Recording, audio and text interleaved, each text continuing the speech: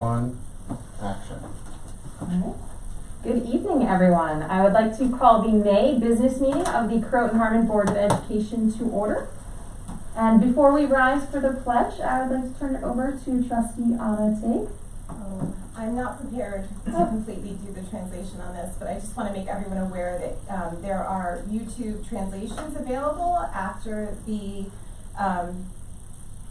after the end of this meeting. The live stream goes y para los que hablan español, después de que se cierra la junta, pueden seleccionar la capacidad de traducir la junta. Thank you very much, Anna. Please rise for the Pledge of Allegiance, led by Ms. Shapiro's fourth grade class. I pledge allegiance to the flag of the United States of America and to the republic for which it stands, one nation, under God, indivisible, with liberty and justice for all. Thank you very much, and I'll turn it over to Superintendent Walker to share with us what Ms. Shapiro's class has been up to. Yes, thank you, Sarah, and thank you to Ms. Shapiro's class for that wonderful recitation of the pledge.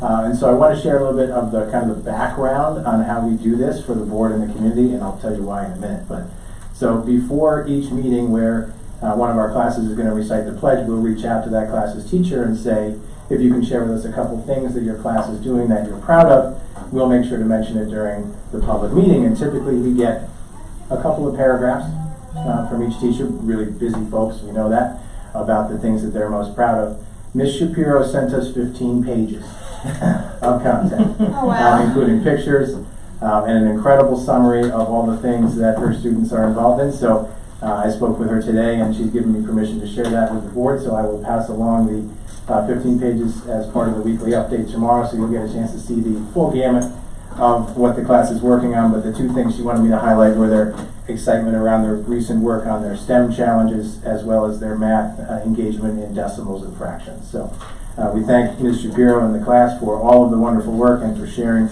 in great detail what they're proud of. Thank you to those Tigers. That's fantastic. I'm looking forward to seeing that. Next up, recommended action that the Board of Education appoints John Griffiths as District Clerk Pro Tem for the purpose of this meeting. So moved. Second. All in favor? Aye. Opposed? Abstain? Motion carries. And recommended action that the Board of Education approves the agenda as presented. So moved. Second. On the question? Just for sure, other than certain adjustments that may have been made, there's nothing particularly, is there anything new in the agenda from what was distributed to us? Nope. Okay, Nope. thank you. All right. All in favor? Aye. Opposed? Abstain? Motion carries. All right. And now we will move into the public budget hearing. And before we open the budget hearing, I'm going to turn it over briefly to Superintendent Walker. Oh gosh, I'm sorry, Jesse, I'm really sorry. So, sorry. Before we get into the public budget hearing, Jesse Bourdain, who is the director of the Croton Free Library, is here to discuss the library's proposed budget. Thank you, Jesse. I want you to wait till you were done. Then you're like, all right. I wouldn't have had the smile. I'll make it quick. Good evening.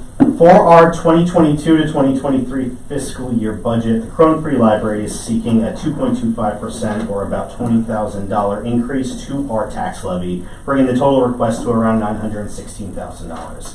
As has been the same with previous years, the bulk of this increase would go towards increasing staff salaries across the board. Nobody becomes a librarian for the money, but I like to do all I can to support our staff and show them the value of the services that they provide our patrons. One of the more exciting accomplishments we had over the past year from a staffing perspective was our creation of a new position at the library, which is actually a position I created that does not exist anywhere, which is Head of Collection Development and User Engagement. It's a lot to say. It went to our very own Gwen Glazer. Gwen started out as our Head of Teen Services, so a lot of the students actually here got to know her pretty well. And going into the pandemic, her ability to grow our digital presence while at the same time engaging specifically the teens and students at the library made her an integral part of the services that we provide our patrons. She's been in this role for almost a year now, and we've seen a rejuvenation of how we approach programs and services and the variety of offerings one has access to at the Croton Free Library. We now have a seed library with the support from the Lions Club where patrons can pick up or donate native-friendly seeds for anyone to use. We've taken cues from the pandemic and learned that you do not need to be at the library to participate in our programs.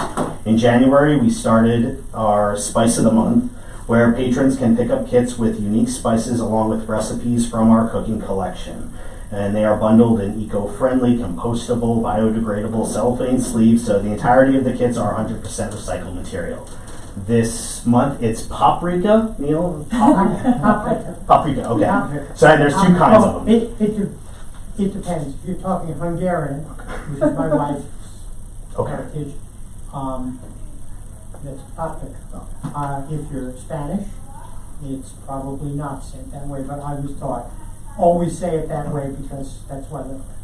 There we go. We learned something. And Anna, you want to add something about Paprika. paprika if you're Spanish? There we go, see? Oh, and as long as we have this adjustment, just one addition.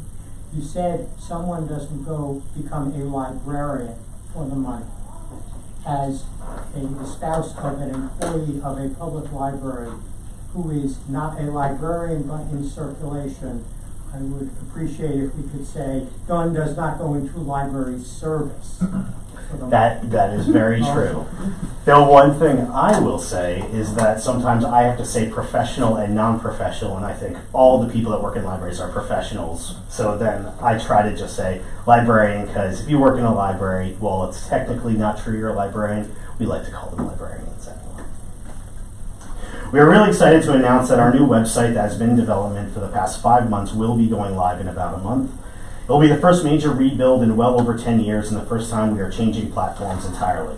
The biggest enhancement will be a completely new calendar system that will centralize all our event listings and room use into a single place, and we do hope to utilize the room reservation functions for local nonprofits in the foreseeable future, so you don't have to deal with me just in order to use a room there. In the coming year, one of our biggest focuses, other than just getting the building back to its pre-pandemic state in terms of room availability and programming, is to bring life back to our creative space. We hope to get our 3D printers up and running again and start up more hands-on workshops both in person and online. And when it comes to utilizing that space and many of the other creative endeavors we take on, we couldn't do it without the help of our local Croton students who play a key role in many of the programs that we offer our patrons, specifically in the creative space. One thing to note on our budget, I did not include this in my little thing, but it's kind of obvious. This is the first year under fines. I wrote $0. We are not expecting any money in fines this year. I'm not officially saying we're fine-free yet. I'm not going to announce it yet, but we did go fine-free in a sense when the pandemic started.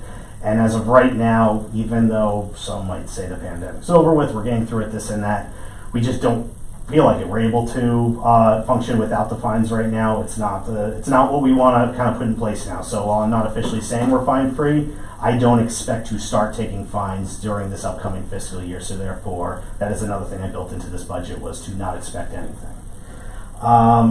And then, so the Croton Free Library, we have a cardholder rate of 75%, which is actually 15% above, 15 points higher than the national average. So it's just one of the many ways that shows how important the library is to the community, and I hope to continue serving the community and being just as important as ever going forward. That's it. I'm done. I don't know if you have any questions. Yes? I do have a question. I just want to commend you because one of my questions was, are you really not going to do the fines? So thank you for that. That's amazing. I love our community library. Under salaries, just as a point of interest, you have basic life. Yes. Can you just expand on that a little? Maybe I don't understand. For the full-timers, it's basic life insurance. I mean, I don't, Yeah, that's pretty much it. For in terms of benefits, we have very few full-time It's life at the insurance, library. right? Yeah, but it's Okay. life insurance for the full-time employees, yes. Yeah.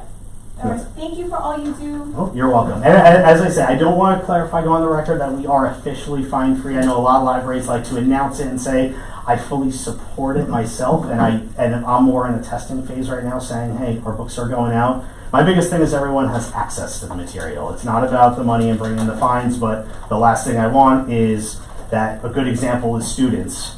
If we can only buy a few copies of a new book, if one student or someone else decides to hold on to that book for 3 months, then that's that many other students that don't get it. That's my concern about dropping fines. But as I've seen during the pandemic, no matter what your age is, people use the library, they return the books. It's not about it being late or not. If you're going to have it late, it's going to be late. If it's not going to be late, it's not. So I think that it's a good example of it. And I can say a lot of libraries in Westchester have gone fine-free. So while I'm not calling ourselves a fine-free library, we are a library not charging fines right now. All right, any other questions or anything? All right, cool. Thank you. Great job. Thank you so much, Jesse. I appreciate it. The library, I think we all agree, is such an important part of our community. So thank you. And now I will turn it over to Superintendent Walker. Great, thank you, Sarah. And prior to our opportunity to hear from the public related to the proposed 22-23 school district budget, I wanted to share just a couple of thoughts and an overview from the administration standpoint with regard to the budget itself. We look forward to receiving the community's feedback on the proposed budget and related propositions through the vote on May 17th. During the budget development process, we aspired to create a budget that does several things for our students and for our community, including valuing the whole child experience for all of our students, enhancing the professional learning of our faculty and staff, re-envisioning the learning environments that our students experience in our schools, and engaging technology to support teaching, learning, and innovation across our system. We also aspire to demonstrate respect for our community's taxpayers. Centered on those aspirations, this collaborative process, which everyone in this room knows began several months ago, culminated with the creation of a budget that adds the district's first 2 part-time pedagogical coaching positions, increases counseling supports for students, re-envisions the PVC library and other learning spaces, supports multi-sensory literacy instruction for teachers at CET, continues our district's commitment to the one-to-one device model and small class sizes, and does so with a tax levy increase of 1.92%, which is below the median levy increase for our county. We also look forward to the community's consideration of some related propositions on the ballot on May 17th, including authorization to issue bond anticipation notes for the purchase of 2 transportation vehicles, a 66-passenger vehicle which we intend to make the purchase of an electric school bus, and a 20-passenger minibus. As a district, we continue to pursue opportunities for grant funding to help defray the cost of the purchase of electric transportation vehicles, including our current work to submit an application for this round of recently announced EPA funding for electric school transportation vehicles.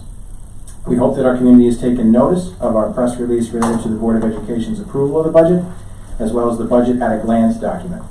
Soon to follow those will be our budget newsletter, which will arrive in the mailboxes of our community's residents in the next few days, as well as our budget video, which we plan to release on Monday. In addition, a series of budget-related Did You Know social media posts will be shared with our community beginning next week. Thank you very much to our community for your continued interest and engagement in our budget process, and we look forward to May 17th. Thank you. And with that, recommended action that the Board of Education open the public budget hearing. So moved. Second. On the question? All in favor? Aye. Oppose? Abstain? Motion carries. I just want to add here the part that says, Board of Education adopted the annual budget on April 19, 2022. After its adoption, school districts must hold a public hearing on the budget at least 7 days, but not more than 14 days prior to the annual meeting and election or special district meeting at which a school budget vote will occur. And so now we will open the public budget hearing at this time.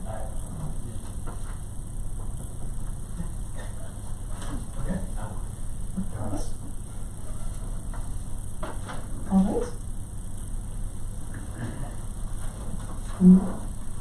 With that, as we do not have any public who have joined us to comment on the budget, we will close the public budget hearing at 7:15 p.m. I'm sorry, do I need to make a motion to do that? A motion. I so move to close the budget hearing. A second. All in favor? Aye. Aye. Opposed? Abstained? Motion carries. All right, thank you. And now we'll move on to my president's report. So good evening, everyone again. Thank you for joining us tonight. I'd like to begin my report tonight by noting that it has been Teacher Appreciation Week. And on behalf of the board, I would like to offer a sincere thank you to all of our faculty. We are grateful that you choose to share your talent, experience, and expertise in service of our students every day. Thank you very much. I'd like to remind our community to come out and vote on Tuesday, May 17th between 9 a.m. and 6 p.m. here at the high school. You will find information related to the budget and the ballot propositions on our website. And as Superintendent Walker mentioned, you will shortly see in your mailboxes in the form of our annual budget reflections flyer. 6 a.m. I'm sorry. 6 a.m. 6 a.m. to 9 Yes. p.m. Did I say that wrong? 6 a.m. to 9 p.m. Sorry. So I would also like to know that there are 4 candidates for the 2 at-large trustee positions: Kathy Connolly, Greg Burns, Joshua Diamond, and Theo Oshira. The PTAs, along with the League of Women Voters, are hosting a virtual candidate forum on May 12th at 7 p.m. If you need to register to vote, you may do so at the district office with our district clerk, Tracy Borges, or by downloading the registration form on the Westchester County Board of Elections website. And then you can mail it or deliver it to the Board of Elections by May 12th. You can find all of this information as well on our website. So as we head into the busy end of the school year, I'd like to highlight some of the events that are taking place across the district. We have the District Art Show that will be taking place from May 15th to May 20th here at the high school in the auxiliary gym. The PVC Spring Concert will be held on May 18th at 6:30 p.m. The high school spring concert will be held on May 23rd at 7 p.m. And CET will be putting on Broadway Kids with their 4th grade classes on June 8th at 6:30 p.m. And then last but certainly not least, I would like to highlight some of the upcoming events that are being hosted by our PTAs. I'm really excited to share that the Croton Harmon SEPTA, that is the Special Education PTA, will be relaunching and holding a meeting on May 11th at 7:30 p.m. on Zoom. You can find more information and you can register at chsepta.org. At CET, they will be hosting a movie night on Friday, May 13th. The basket raffle kickoff will be on Thursday, June 2nd at the Kindness Club Fair. And they will be hosting their end of the year general membership meeting on Wednesday, June 8th. Over at PVC, they will be hosting Friday Night Strikes on Friday, May 20th. And the Scholastic Book Fair will be held from May 23rd to May 27th. Here at the high school, the PTSA is hosting a cornhole event for students on May 20th, and they're also helping with decorations and festivities for the senior prom and graduation. And lastly, they are still promoting their foodie card fundraiser, which you can find information about on their website. And I believe that will be through May 16th that they will be hosted, that you can get it for a special price. Lastly, I would like to say that each of our PTAs are also showing their appreciation and support for our teachers this week with lunch events during Teacher Appreciation Week. So thank you so much for all of the work that our PTAs do on behalf of our students and our faculty. I also wanted to highlight that the Croton Harmon Education Foundation, also known as CHEF, will be hosting a 90s night event on May 20th at the Green Growler, also in support of our students. So thank you very much to everyone in our community who is doing things day in and day out for this for our schools. And that concludes my president's report. I just have a quick question. Certainly. With the, I didn't hear, I was momentarily distracted. For the candidates forum, did you mention how people can sign up because you do have to register for it? Yes. In order to attend? So there, I'm sorry, you know what, and you're right, I didn't. You would have received a K-12 alert last week, went out with the registration information, with the link for the registration information. You can also find it, I believe, on the social media for each of the PTAs. They have been promoting it as well. All right. And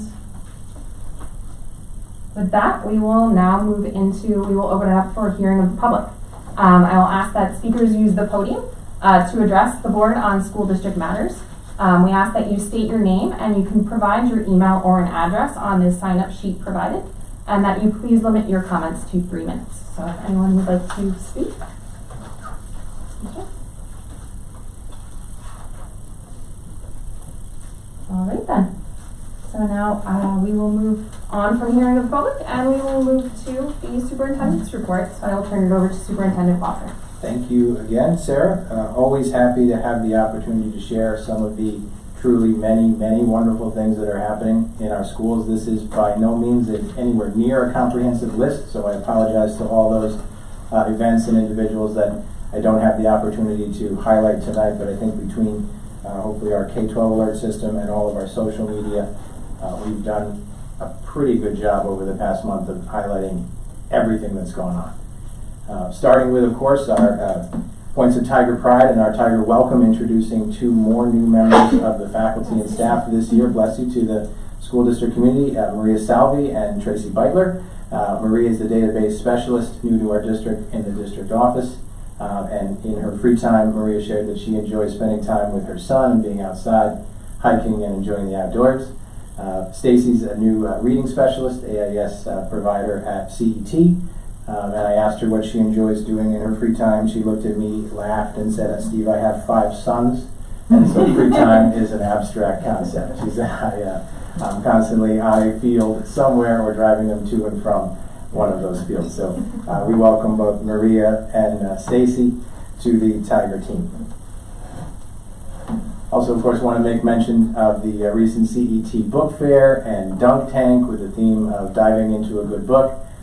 The book fair was just tremendous, wonderful to see it back and thriving.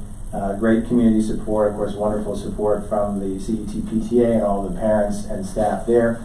The district administration had a chance to go over and spend some time and did some good business, purchasing several books that we look forward now to reading to CET students. So we thank very, very much everybody who was involved in making that such a special event.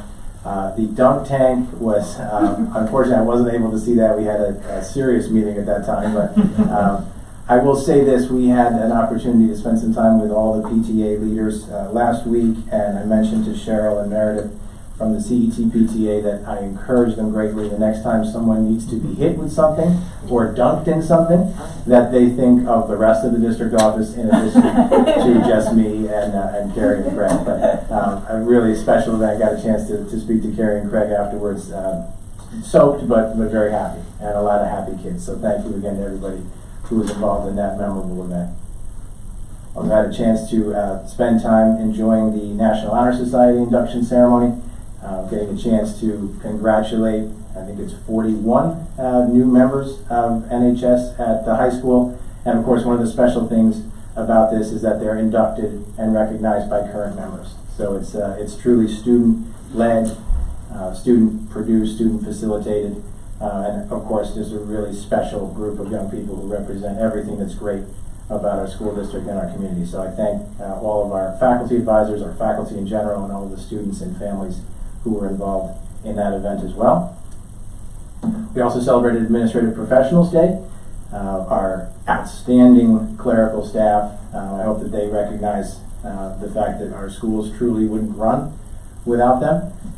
They are a special, talented, and dedicated group, and so we had the opportunity to thank them on that day, and really we should be every day.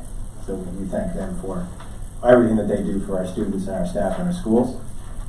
Also had a chance to spend some time with Sarah, both Sarahs, Gabe and Eleanor, as part of their Spanish Seal of Biliteracy presentations. Again, John was there as well. We both left just shaking our heads with how impressed we are with these young people as well, just outstanding scholars, multicultural, focused young people whose plans next are just astounding. You know, the future of our country looks very, very bright. If people like these 4 are representative of what is being produced by schools around the country. So we congratulate the 4 of them on receipt of the Spanish Seal of Biliteracy, and thank you to the World Language faculty, Muncie, and the entire team for everything that they do on behalf of those students as well. Too far. We had a fantastic about 9 or 10 days or so of spring spotlight athletics events. I want to thank DJ, the coaches, the parents, the booster club, and all the student athletes. These were some terrific events. The turnout on Saturday night, the 23rd, for the girls and boys varsity lacrosse games under the lights was tremendous. It was great to see the stands full at Spencer Field. Really two great games. I think we've all left hoarse from having cheered on both teams. And so we congratulate them and really thank everybody who made this such a special series of nights for all of our Tigers. Also, thank everybody involved in the production of the High School Drama Club's Clue. Now kind of the third in a series of truly outstanding theatrical and musical presentations over the past few weeks from PVC and the high school. So we're really encouraged by the continued growth and development of that program over the course of time. And so congratulations, bravo and brava to everybody involved in the production of Clue. Also want to give a shout out to the 7 PVC Destination Imagination teams who reached the state finals in Binghamton. I believe that was every team that was participating made the finals, which is exceptional in its own right. And so we thank Suzanne Gardos, all of the advisors, the parents, the faculty, staff, and again the students. Really a tremendous amount to feel good about with our DI program as well. And we had a chance as most of the Central team to spend some time at CET as part of their Living Bulletin Board presentation project recently. The second graders were just outstanding. So the projects ranged from President Lincoln, as you see, Frida Kahlo, Taylor Swift, LeBron James, Rachel Carson, really an incredible range of interests from these young people. They presented so well. The costumes, the way that they dressed up was special too. So we had a great time. Spent the better part of the morning talking to, I think, every second grader, just going presentation to presentation. That was definitely, from our end of district office, one of the highlights of that week. So we thank the entire second grade team, Carrie and Craig, and all the parents, families, and students who were involved in that as well. Also had a chance with most of the Central team to attend recently the annual Golden Cactus competition. This is where the Croton Academic team students, who are exceptionally sharp, had a chance to see them compete several times. It's humbling to see how much they know at such a young age. So they compete against our faculty. So we had a chance to observe that earlier this week. An incredibly close competition. The faculty won 240 to 235. It was down to the wire. So we really had a great time there, and I have tremendous respect for all the students, the faculty as well. But we had a wonderful afternoon watching that competition. And I wanted to mention again, as Sarah did earlier, our appreciation, our thanks to the faculty and staff in recognition of Teacher and Staff Appreciation Week this week. Yesterday we shared a K-12 communication with all of our families, encouraging them to take a moment to send a message to a member of the faculty or staff who's had a particularly impactful a meaningful relationship with their children, their families. And so I've heard from many members of the faculty today who received those messages, and so we appreciate so much our parents for doing that, but more than anything else, our faculty and our staff for everything that they do to make this such a special place for children to learn and grow. So we thank you from the bottom of our hearts for everything that you do to make this the place that it is. And if there are no questions on that part of it, I'm happy then to spend some time talking a little bit about strategic planning. Okay, so as I stated previously, strategic planning is one of the most, in my view, one of the most important processes that a school district is involved in. And so as we begin the process of envisioning and implementing this work, I want to take a few minutes to share kind of an overview of what we're envisioning this process to look like. This will be the first of probably 4 or so presentations we're envisioning for the public and the board during the course of the next few months on this work. So I think it's always important to think about, as we begin this process, what a good strategic plan should be and should mean. And more than anything else, in my mind, it should be aspirational, it should be collaborative, and it should become part of the DNA of the system. It should focus on essential goals that have meaning to everyone as part of the system, and answer the question, what is it that we believe in, and what priorities are we focused around as a system, as an organization. And so we look forward to creating collaboratively a plan that will help to align with that idea of setting priorities and focusing resources and energy toward agreed upon goals. There are also, of course, things that strategic planning is not, and so what it isn't is an effort to document every new initiative, every new program, every effort that we make as a system. And there are a lot of reasons for that. One of them is that we have any number of plans, as the board knows very well, that focus on all aspects of our operations. I listed a few of them there. But the other part of it is that you really want a strategic plan to be about essentialism. What are those small number of truly focused goals that hopefully encompass all aspects of the work of the system, typically focused around the experience of our students and how we want the student experience to get better, and envisioning that over the next 3 to 5 years. And so we envision putting together a core team that spans stakeholders across the community. And so you see the stakeholder groups that we're envisioning being a part of this there, with the greatest number typically associated with the faculty, and making sure that we have a range of faculty perspectives across buildings, departments, as well as into the encore area, the special areas as well. And in my mind, at this point, I would love to see us focused on answering a couple of, again, that term essential questions. The first being, of course, the profile of the graduate has become such a fundamental part of the conversations that we have in the district over the past 5 years, and so I think it's important for this process to answer questions around what has been that impact, and so what might the next iteration of that work be? Where do we go from here with regard to the profile of the graduate? And the other essential question in my mind should be, what do we want teaching and learning to look like in our district 3, 4, and 5 years from now, in terms of best preparing all of our students for their future when they leave our system? And then we get into the questions of what do we have to do at a really high level to get to those aspirations that we have for what we want teaching and learning to look like within our district.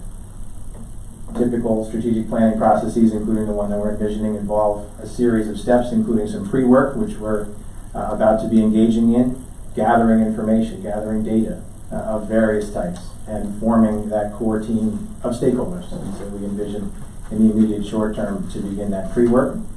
Then you have the design phase. You're analyzing the data, you're looking to synthesize it, find themes, and through that work then with the entire group of stakeholders, developing goals, and then related action plans. Going back to that concept of, again, what do we need to do, with what time period, who's accountable for it, what resources do we need to devote to it, over what time period.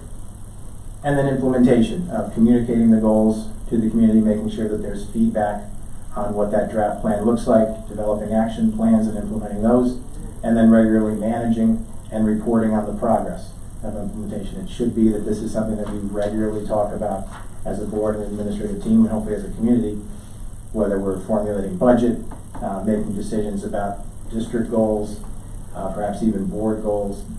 Hopefully this becomes a through line and kind of a lighthouse that all of us as leaders can look to in terms of where we need to be heading as a district.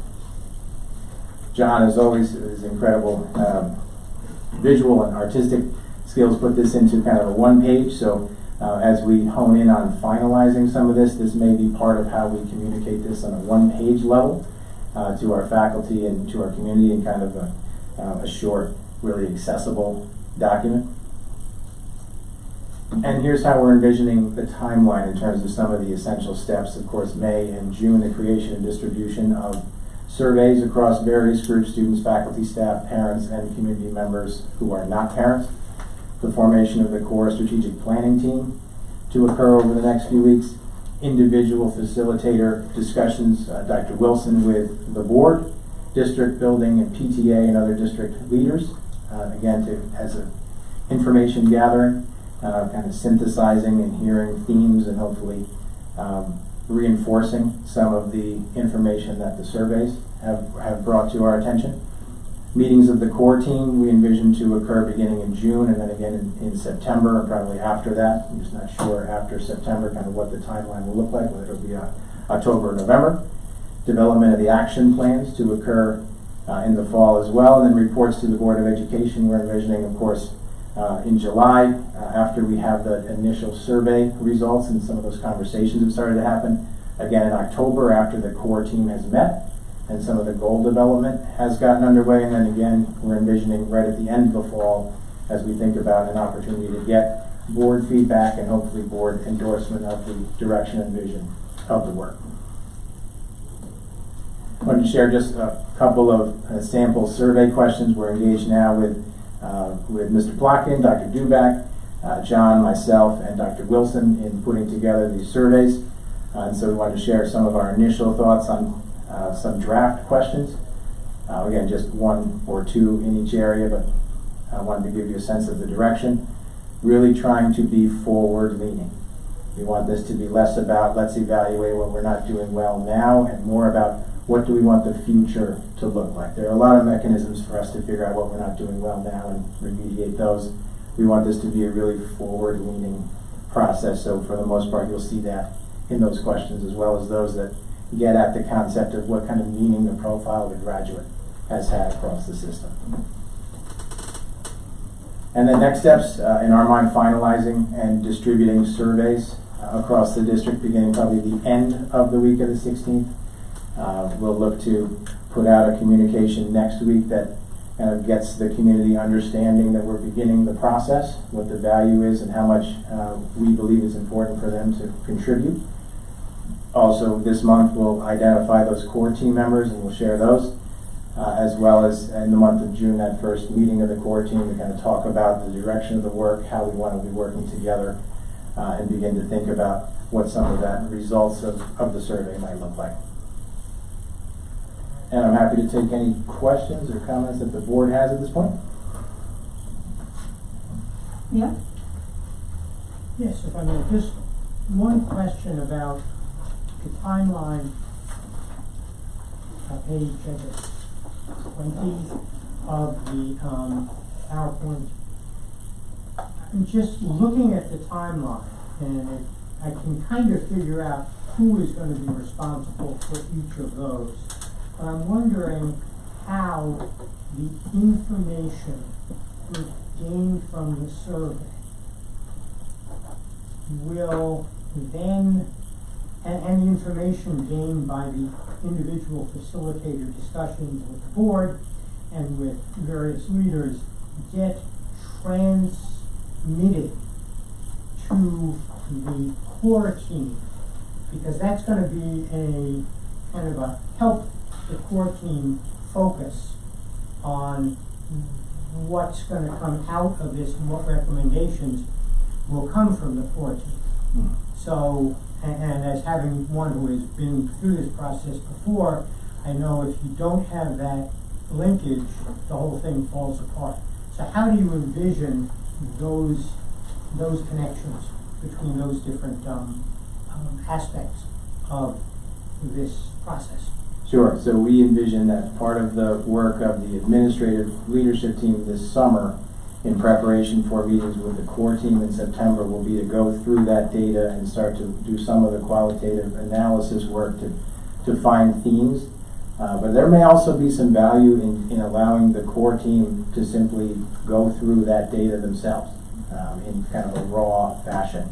I want to talk to Dr. Wilson some more about that. But I can envision probably both of those things happening. That we'll, as an exercise, go through it administratively this summer as part of a retreat, and then get some consultation from Dr. Wilson on how she envisions the core team going through that data kind of unfiltered by the administration. Josh, and then Anna? Josh. So the last time we did a school climate, thank you. The last time we did a school climate survey was in 2019. And while I understand the school climate survey is a somewhat different task versus this survey, some of the things that we ask questions about in school climate surveys or in our past school climate surveys may be particularly applicable to the strategic coherence plan.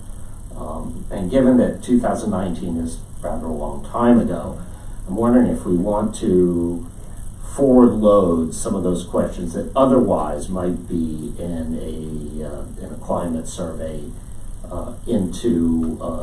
together with the SCP-related survey. Something to think about. I don't really have particular questions in mind, but it may be something that we want to consider. Yeah, I'm aware that the survey was administered. I agree with you, 2019 feels like it was an eon ago now, so we're aware of it, have shared the concept with Dr. Wilson, and so now it'll just be a process of going through kind of some of the themes that came out of that and seeing if it informs some of the questions we want to be asking as part of the survey in the next couple of weeks. Yeah. Thank you. Thank you. I was wondering if you could just elaborate on the process by which you're going to form and convene the leadership planning team and how many members of the Board of Education will be being on that team. Yeah, so I envision that it's my opportunity and responsibility as the superintendent to identify those people across the district that I think present a balanced view of where we would like the district to be going. And reflecting all of those different stakeholder groups. I'm envisioning probably 2 board members, which is our more typical allocation to one of our task forces or committees. So I'm envisioning 2 members from the board. Thank you. Neil? And then Iris? Yes, simultaneously, we are going through other different work. I know we're talking about our building condition survey, which we will be discussing, the architect's report in a month. We have other things going on as well, which relate to some of the things that we are talking about. I had the opportunity to read some of the notes of from the architects concerning what building leaders and other leaders within the district thought were necessary. Some of those kind of tie back to some of the work here. How did those separate or simultaneous initiatives get integrated into the work and the results of the strategic coherence process? Sure. Yeah, I think part of it comes from making sure that we have members of the facilities team who overlap with members of the strategic planning core team, that there's a direct opportunity to share the work of both teams and how they interrelate, and between members of the administration, perhaps members of the board and members of the community, we'll make sure that that happens. We've spoken already to the architects about the fact that these 2 things are happening simultaneously, and so they've already asked us several times, as we think about this direction, how might this align with an eventual strategic plan? And so they're very aware of kind of the opportunity that we have now with both of them being developed at the same time. Yeah, I just want, in terms of the plan that you're planning to put together, are you looking at a 3-5 year? I know you've mentioned it in the past, but I think you said like a short one than a 5 year. Yeah. I don't want to direct that. I want to leave that to the team itself. I think it's important that that's a community conversation. If it were me, I would want it to be on the shorter end of the 3 to 5 year plan. I think it makes sense.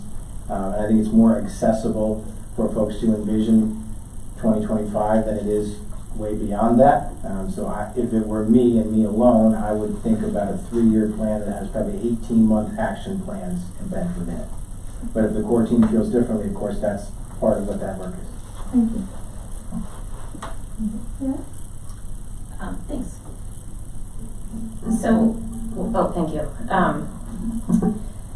So one thing I think is missing is a step in between the gathering data from the core team of 25 to 30 people and making decisions and communicating those decisions. I think there should be a piece in there where you're verifying the direction with the broader community. I don't think 25 to 30 members is really going to be representative of the district. I know you're doing a survey to gather data, but then to go back out and verify, this is the right direction beyond just that small group, which also contains a lot of faculty, administrators, board, but with the community. So I'd like to see that inserted in there as a step.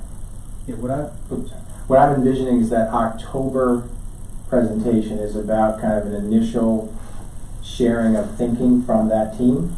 and then an opportunity for us to engage as a board and as a community around whether or not there's likely to be strong and across community support for what that work looks like. That really we need to get to a place where some of the goals have started to be penciled in, and the team, I would envision, would appear in front of the board and share their thinking around that work, and then get an opportunity from the board and the community to see if there's strong support for that. But I fully agree with you. I think we want to make sure that this doesn't come out of one room over a short period of time. The process is really designed to ensure that there are opportunities for voice, whether it's through survey, through interviews, through participation in the work itself, or sharing thoughts once they see the draft product, to make sure that it's something everybody can feel a part of. What I would say though is you really, in effective processes, you don't see core teams of 50 or 75 or 100 people. It just becomes unmanageable. So you want 30 people who are really thoughtfully selected, who represent different views of what people think the schools in the community should be about. Yeah, I would just offer that, like you said, there's a difference between gathering feedback and then presenting the direction that you've chosen to go in with the themes back to the community. And I think beyond just board meetings, beyond presenting it to the board and looking for community feedback, we don't really get that many people here. I don't know how many people sit through those meetings. There should be another mechanism, I think, to be inclusive, because 25 to 30 people should not be driving necessarily, I think, the whole direction of the district without confirmation from the broader community. That's a job of ours. So if you're leading this process, I think that should be. That's fair. We'll make sure that happens. Yeah. Great, thanks. And then along with the board piece of it, I think we discussed last time that you were going to outline where the board, where those presentations are going to fall, such that the whole board could offer a collective feedback and a discussion around that, because there's the individual interviews, but I think the power of the board is that we're a board and we thrive off of listening to each other's opinions and building on that. So I don't see that in there because if you get too far down the line, right, like it's in October, that's going to be the meeting, a lot has been done already, a lot of people's time has been invested, you're not really going to be able to take that feedback seriously. So right. Where are those points? So if I could just direct you, we'll have, so the first presentation after this one will be 2 months from now to the board in July. That'll be an initial overview of what we identified as some early themes that have come out of this. Look probably for Dr. Wilson and maybe some other members of the team to be there to do that. So that would be kind of an initial sense of where we are, followed by October, after the core team has met and done some of that goal work, and then again in the late fall, November, December. So at least 4 separate presentations to the board over the next 6 months. Okay, great. And then just the last thing, you speak about the aspirational visions, right? Not just looking at where we're in a deficit of what we're doing now, and where does the best practices and the research come in to that piece? How is that presented, to back up the direction that you're choosing to go in? Where will we? Well, I would say that we're choosing to go in, but I think the best practices, the research really comes into play around the action plan, because that's where the rubber hits the road. That's where there's accountability toward how are we going to get to the kind of place that we're envisioning. So if we said that maybe a goal is that we as a system want to ensure that every student on a regular basis has voice and choice with regard to what it is that they're learning in their classroom. I'm making this up. At that point, then the action planning becomes about what specific research-based steps should we be taking as a system, and do it at a high level so that we can say that we're getting toward that goal. To me, that's where the research comes in, and the accountability. What about the research, though, to say whether that goal is the goal that would best serve kids? Well, I think that comes from the collective expertise, vision, and view of the people who are doing that work. And it also comes from the feedback that the surveys and the interviews, the other data that we collect comes from. That it's about not just solely based on what research says should be happening, but about what our community wants for the students in our schools. Mary, are you done? I am done. Just to follow up and perhaps amplify a little bit of what Mary said. I think what might be useful, particularly for those who are not educators, would be to, at the beginning of the process for the core team, to have materials provided to them by administration, by which we, they can, some of those themes and thoughts can be, they can learn of it. Obviously, among them would be our prior strategic coherence plan, perhaps some of the reports through tri-states that we've had and reviews over the years, but also there may be some literature about, education in the 21st century. Perhaps some of the things that formed John's presentation to us, when was it, last month or in March, so that when they step in, meaning those members of the core team, they'll be able to kind of be a little more, and everybody be a little more prepared to have those kinds of discussions. I think, Mary, that's part of what you were thinking about. And I know even though I've been on the board for a number of years, as not someone who's not an educator, I think if I were to be one of the board members on the core team, I would find that useful. So, keep that in mind as you put together the welcome packet, without overwhelming people with, a loose leaf that's got 1,000 pages of things that they got to read in a week. That feels like you volunteering to create that packet, And volunteering to read it? Yeah. No, if I'm there, I'll read it, but I, not being the expert, I'm not volunteering to create it. Yeah, thank you, Neil. That's part of what we envisioned for that first core team gathering to be about, is research around the process, around what work's already happened in the district that has been done to a high level that informs what should be happening next, whether it's the profile of the graduate, the previous strategic coherence plan, the tri-state visit. We've shared all those things with Dr. Wilson already, so she's putting some of that together. We'll envision it'll be slightly less than 1,000 pages, but I prefer not to talk about the length publicly so we don't scare off core team members in advance. Thank you. Omar? Thank you. This is great. I really appreciate Stephen, you and the team putting this together. As I was going through this, a question came up in my mind. If we, one, are going to, and two, if we can, reach out and solicit feedback from graduates. Because I think if we're asking students from grade 5 to 12 about things that they feel are missing, they may not know what they don't know. If that makes sense. And I think somebody that has graduated recently may have a perspective on things that could be different and could shed some light on some of this work. Yeah, that's great. We hadn't talked about that yet, but we're going to add that to the list. We'll make sure that we do that. Yeah, thank you. Anyone else have any other questions? All right, well, thank you very much, Superintendent Walker, for sharing this overview. And I think we all look forward to seeing how this process moves along throughout the summer and the fall. And so now I'm going to turn it over to Lucas Valentine, our student ex officio board member, for his report.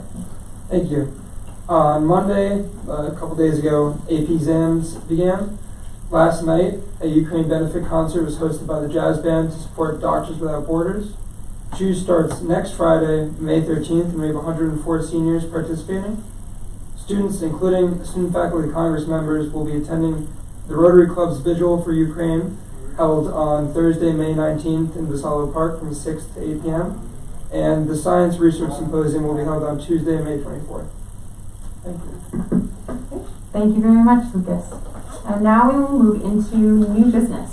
So the policy committee has a number of policies for first reading. So I'll turn it over to our policy chair, Neil Haber, to give us a brief overview of these policies that are up for first reading. Thank you.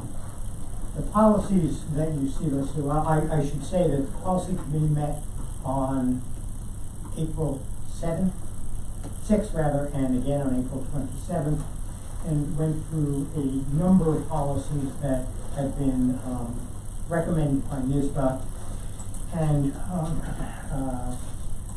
we have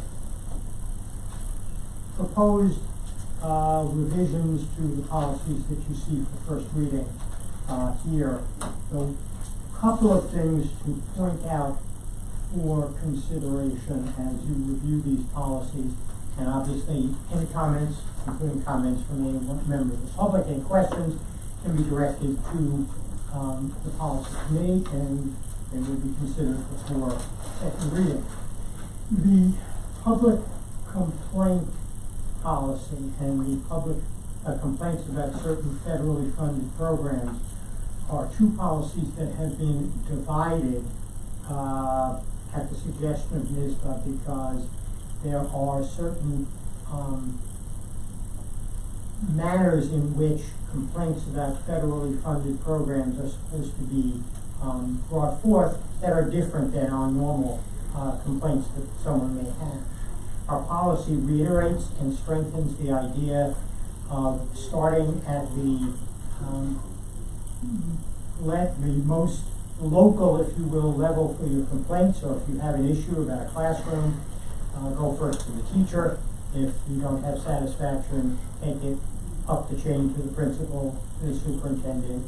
And the policy states that if the superintendent, as we are suggesting to change it, if the superintendent believes that an issue that has been raised that is appropriate for full board discussion and consideration, that will be brought to the board. We don't want to have a situation where someone feels they have a right and will get a hearing before the board about something that is purely a classroom issue. Policy 2160R, school board ethics regulation, is a revision of the our ethics policy and what applies to school board members to be consistent with the general municipal law on public officer elected ethics. The one thing that I will note is that there are certain rules or certain ethical restrictions that we cannot place in a policy because even if we wanted to, because they're particularly governed, they are specifically governed by that statute. However, we have otherwise tracked the statute and made sure that we are going to govern ourselves in accordance with the general municipal law and ethics provisions. Next is the code of conduct. We had a work session with an extensive discussion of the code of conduct. There were no comments or changes of any, I'll call it substance, that came out of that meeting, so that is on for first reading.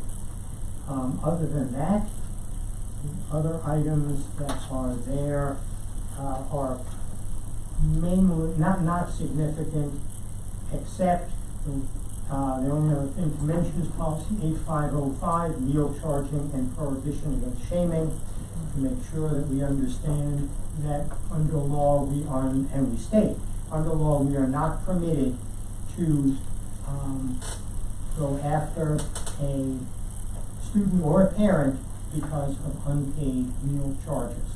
And we have the policies adjusted to ensure that we have stated that.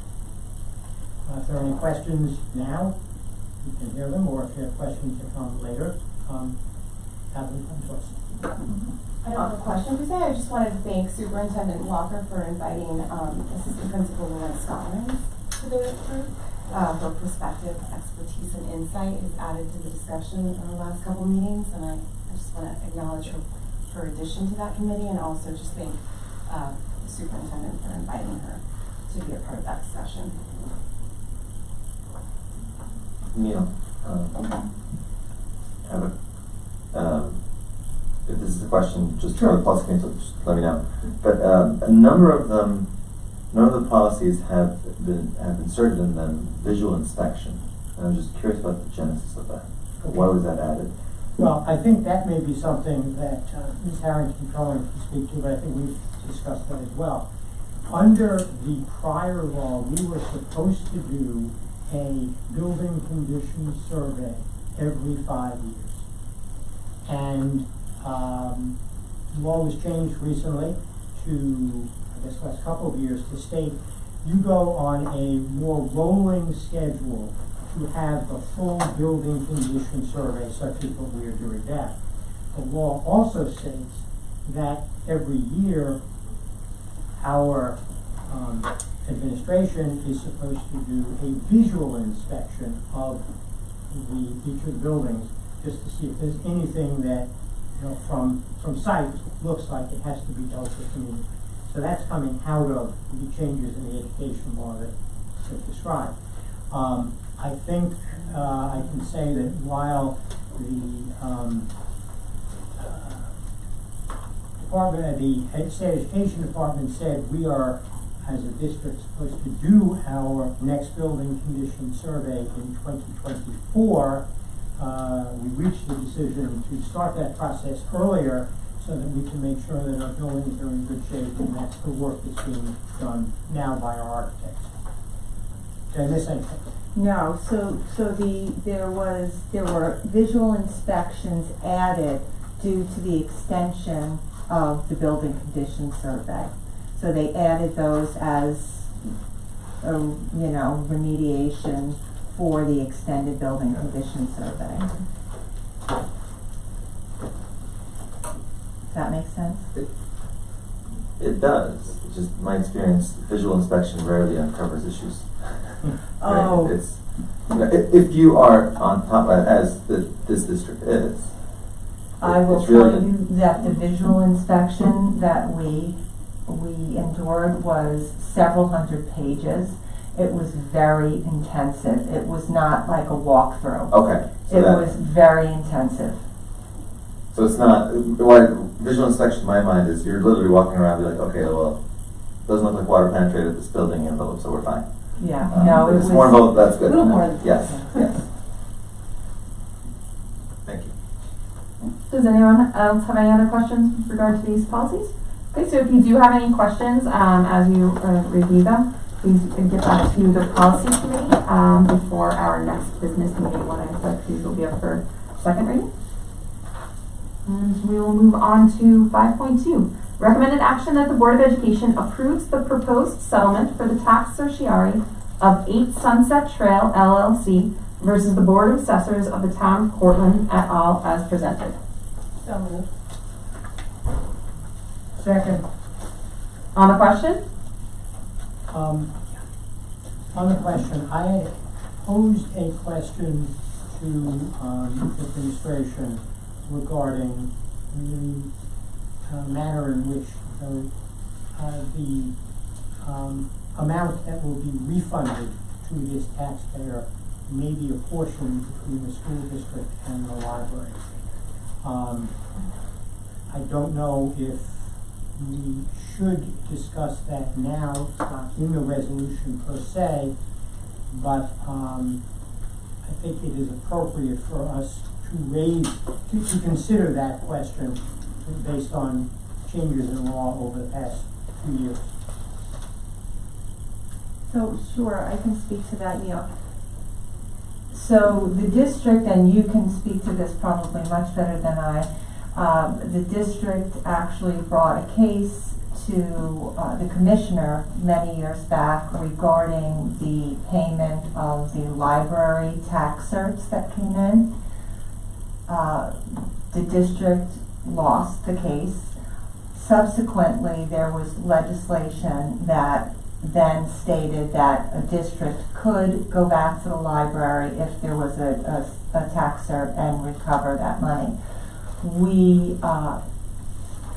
The board, my understanding, that the board at that time decided that unless it was a sizable amount, that they were not going to go back to the library to collect those fees. However, we do have that right. still, according to this last settlement, we do have that right if it's a significant and measurable amount that we could go back to the library. We have not at this point, but that would be a decision of the board. So if I can amplify a little bit, when the issue came up to the board, which I think was in 2015 or 2016, almost immediately after the law was changed, the decision was reached at that time not to pursue that issue of obtaining reimbursement from the library for their portion of the tax cert refund, in part, and probably in major part, because given the fact that the law had just been adopted and the law had some potential ambiguities in it, we didn't want to get into a fight over that issue. And that was 6 years ago.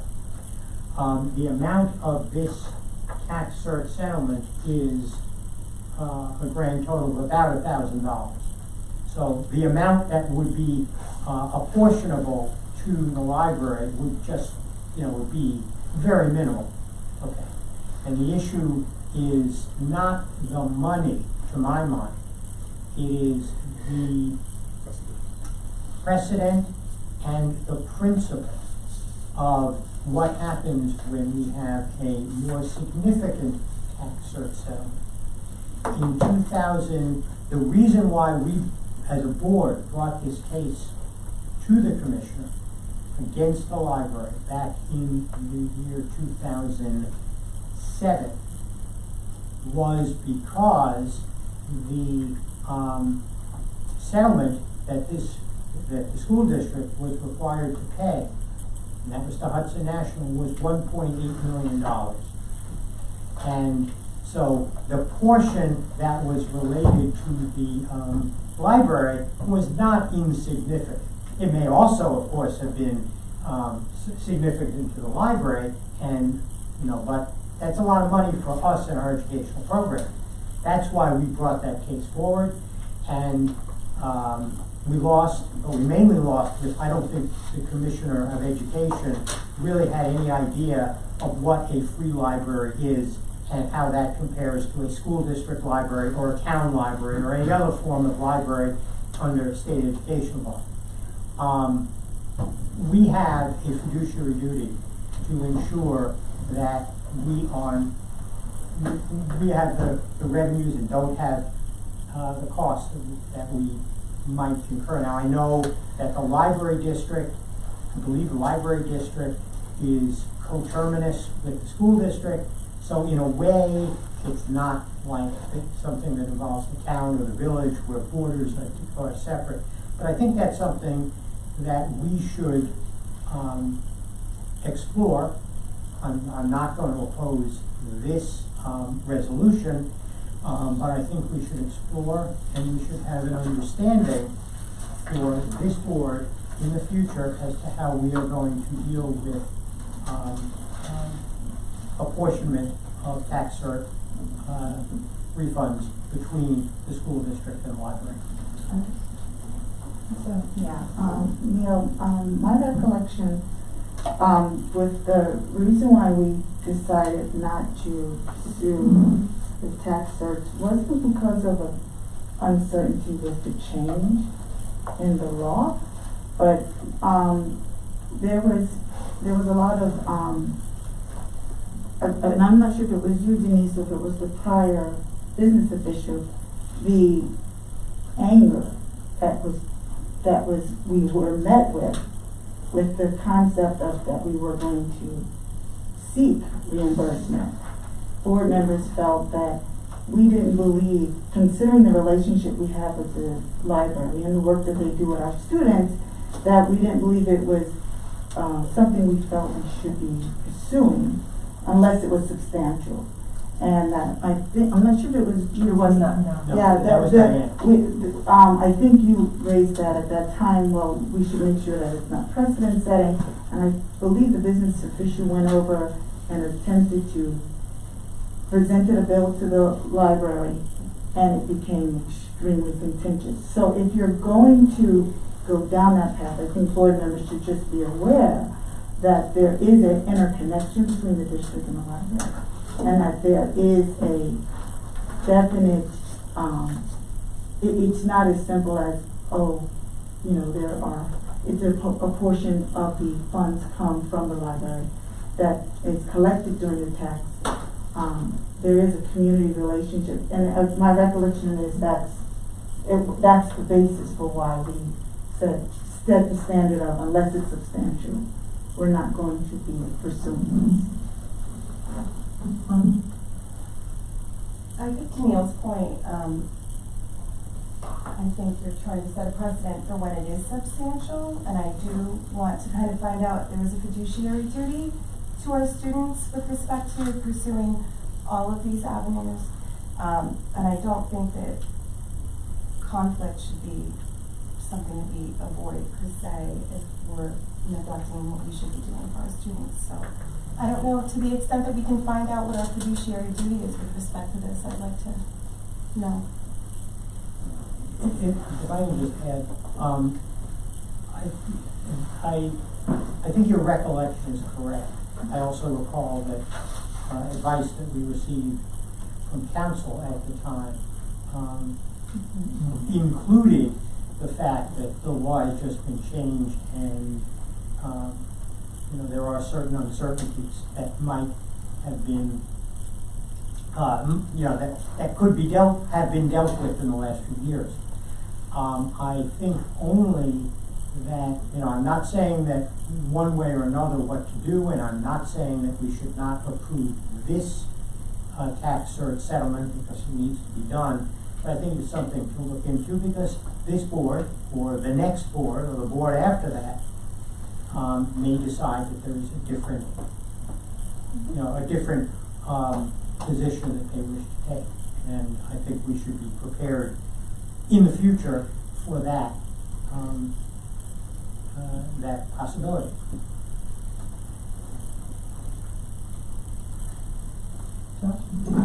It may actually make sense to, I'm not sure if codify is the right word, but if we are going to say that, well, small ones we won't and larger ones we will, then I think we need to be specific of what constitutes small and what constitutes large, and what the percentage would be. Now, you know, obviously there's some calculations based on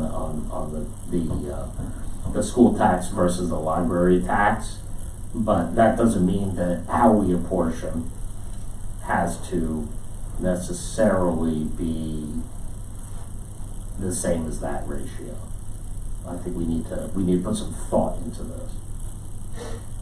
But are you thinking like an annual? Because we can't really find future things. Yeah, we would have, it would be something that we would have to, you're right, it is something that we might have to do annually as part of our agenda at the reorg. Yeah, that's very interesting. Yeah, we certainly, if we were to enter into an agreement with the library, an understanding, a memorandum of understanding that this is how tax cert refunds are going to be handled between the two bodies. That is binding so long as the agreement is in place. It's not a one-year agreement, the same way as we have an intermunicipal agreement for the use of firefighters' field. That is not just for the term of the board, it is for, you know, it is as long as that agreement is in place. I think, well, all I'm suggesting is we should understand as a board what our rights and obligations are, and then we can determine what we're going to do. I don't know if we can do it in a manner other than the proportion of any tax cert refund that is attributable to the library must be paid by the library, but perhaps we can. I don't know. But let's understand. In theory, I'm not proposing this, but in theory we could say, well, you owe us back some percentage. that's less than if we wanted to essentially cut a deal to the library as part of an intermunicipal agreement, or not. And this is something that I think we would need to do. But we should not be making that decision. You know, this conversation has come up often when we've done tax certs approvals, and I'd rather not spend time. It's something we ought to come up to. I think we ought to put on our agenda. So I think in terms of, where we are, perhaps this is something that Denise, you and your team can explore, and we can explore with council as well as to how things have shifted. And then perhaps we can look at that in a future, we can spend a portion of a future work session having that discussion. Okay. So to move forward on this one, all in favor? Aye. Aye. Oppose? Abstain? Motion carries.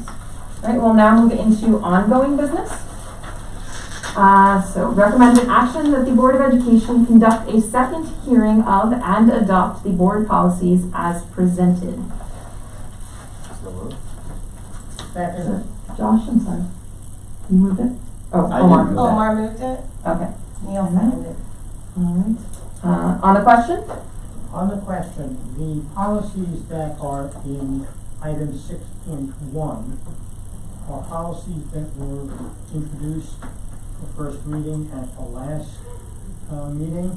I don't think there were any policies that where anyone raised any issues on any of those policies for which a change will be made, so they are being presented for second reading.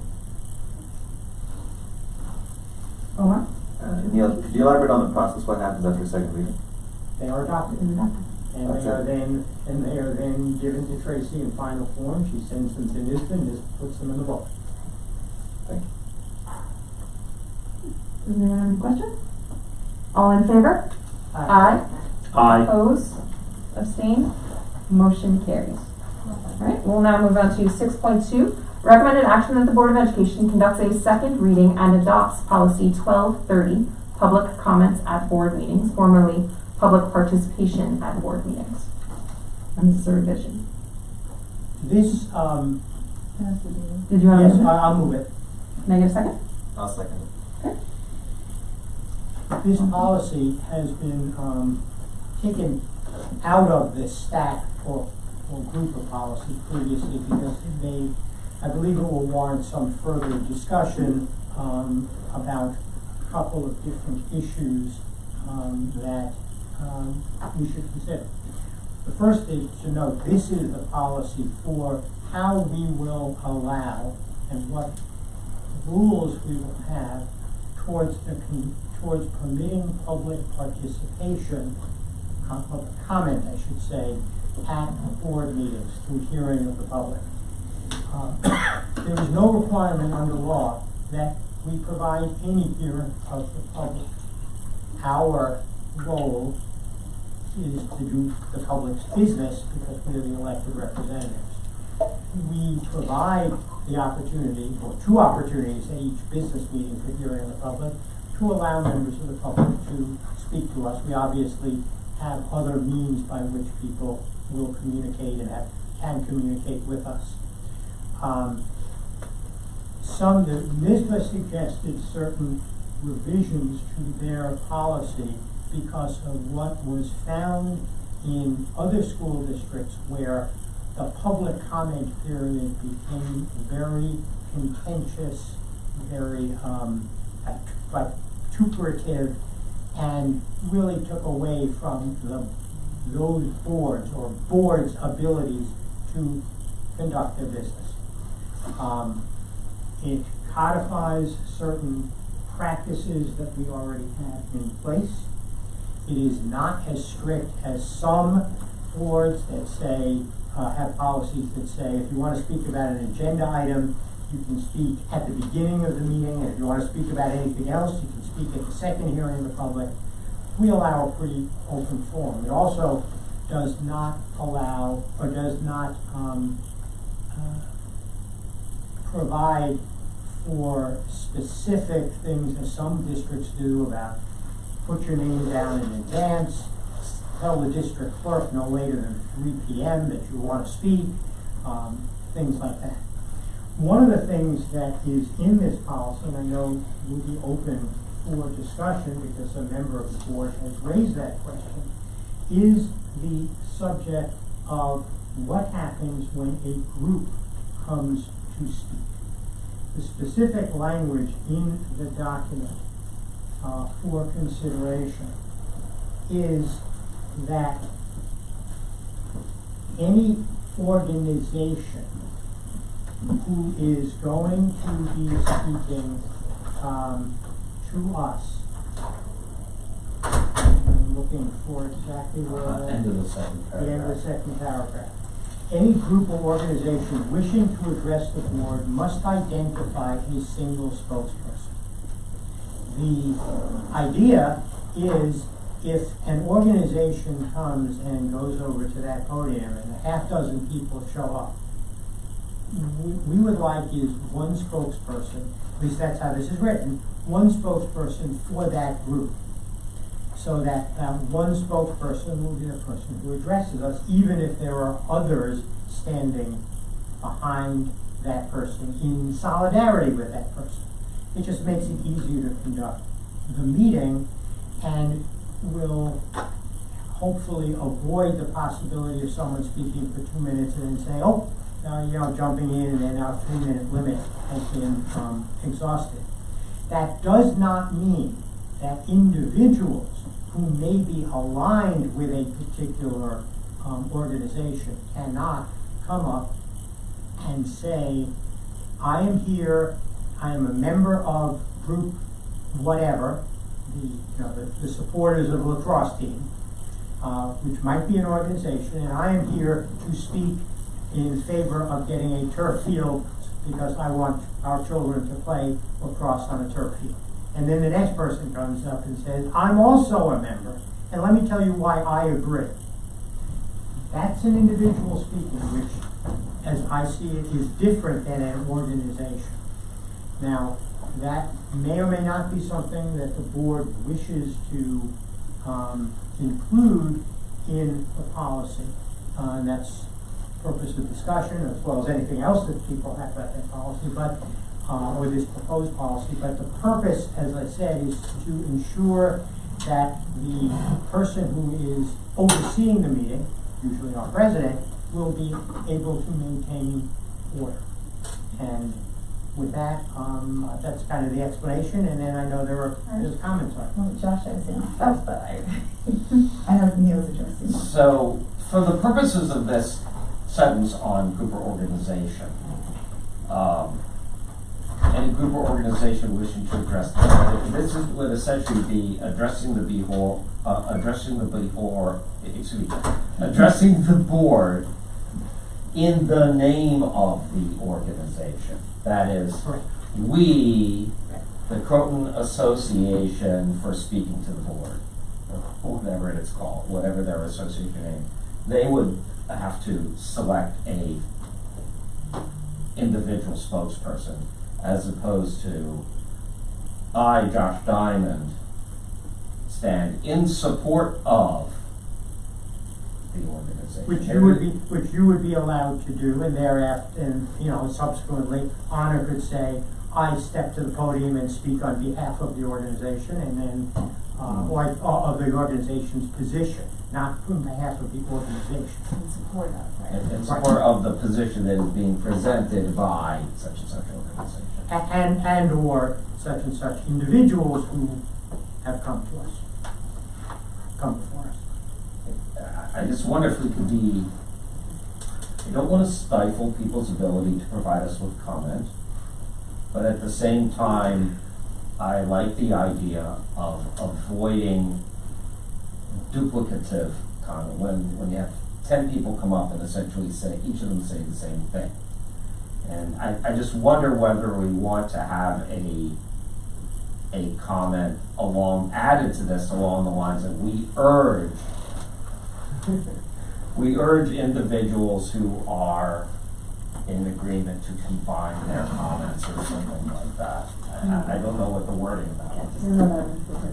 But I don't think I mean, if people want to come up and say the same thing over and over, I think that's fine. That's their comment. You know what I mean? I think that should be I don't think that's what that's trying to get at least. I asked these same questions when we were going over this, so I think maybe that language needs to be more specific around representing the point of the group, or Just say come up with the representing the language. group. Yeah, I understand the point. But yeah, this is too vague, I think, and to your point, like a couple boards later, they may read that and understand that differently, or enforce that differently, so. Yeah, perhaps if you just had, wishing to address the board on behalf of the organization. Agreed. If you insert that in the text. So, Mary and Josh, first I thank the policy committee. My complaint is not with what you're attempting to do. My concern is with the language. I felt that the board would be in a position of basically being accused of being arbitrary. Oh, you let this organization, 10 people spoke, but because they said I'm an individual, they were allowed to repeatedly speak.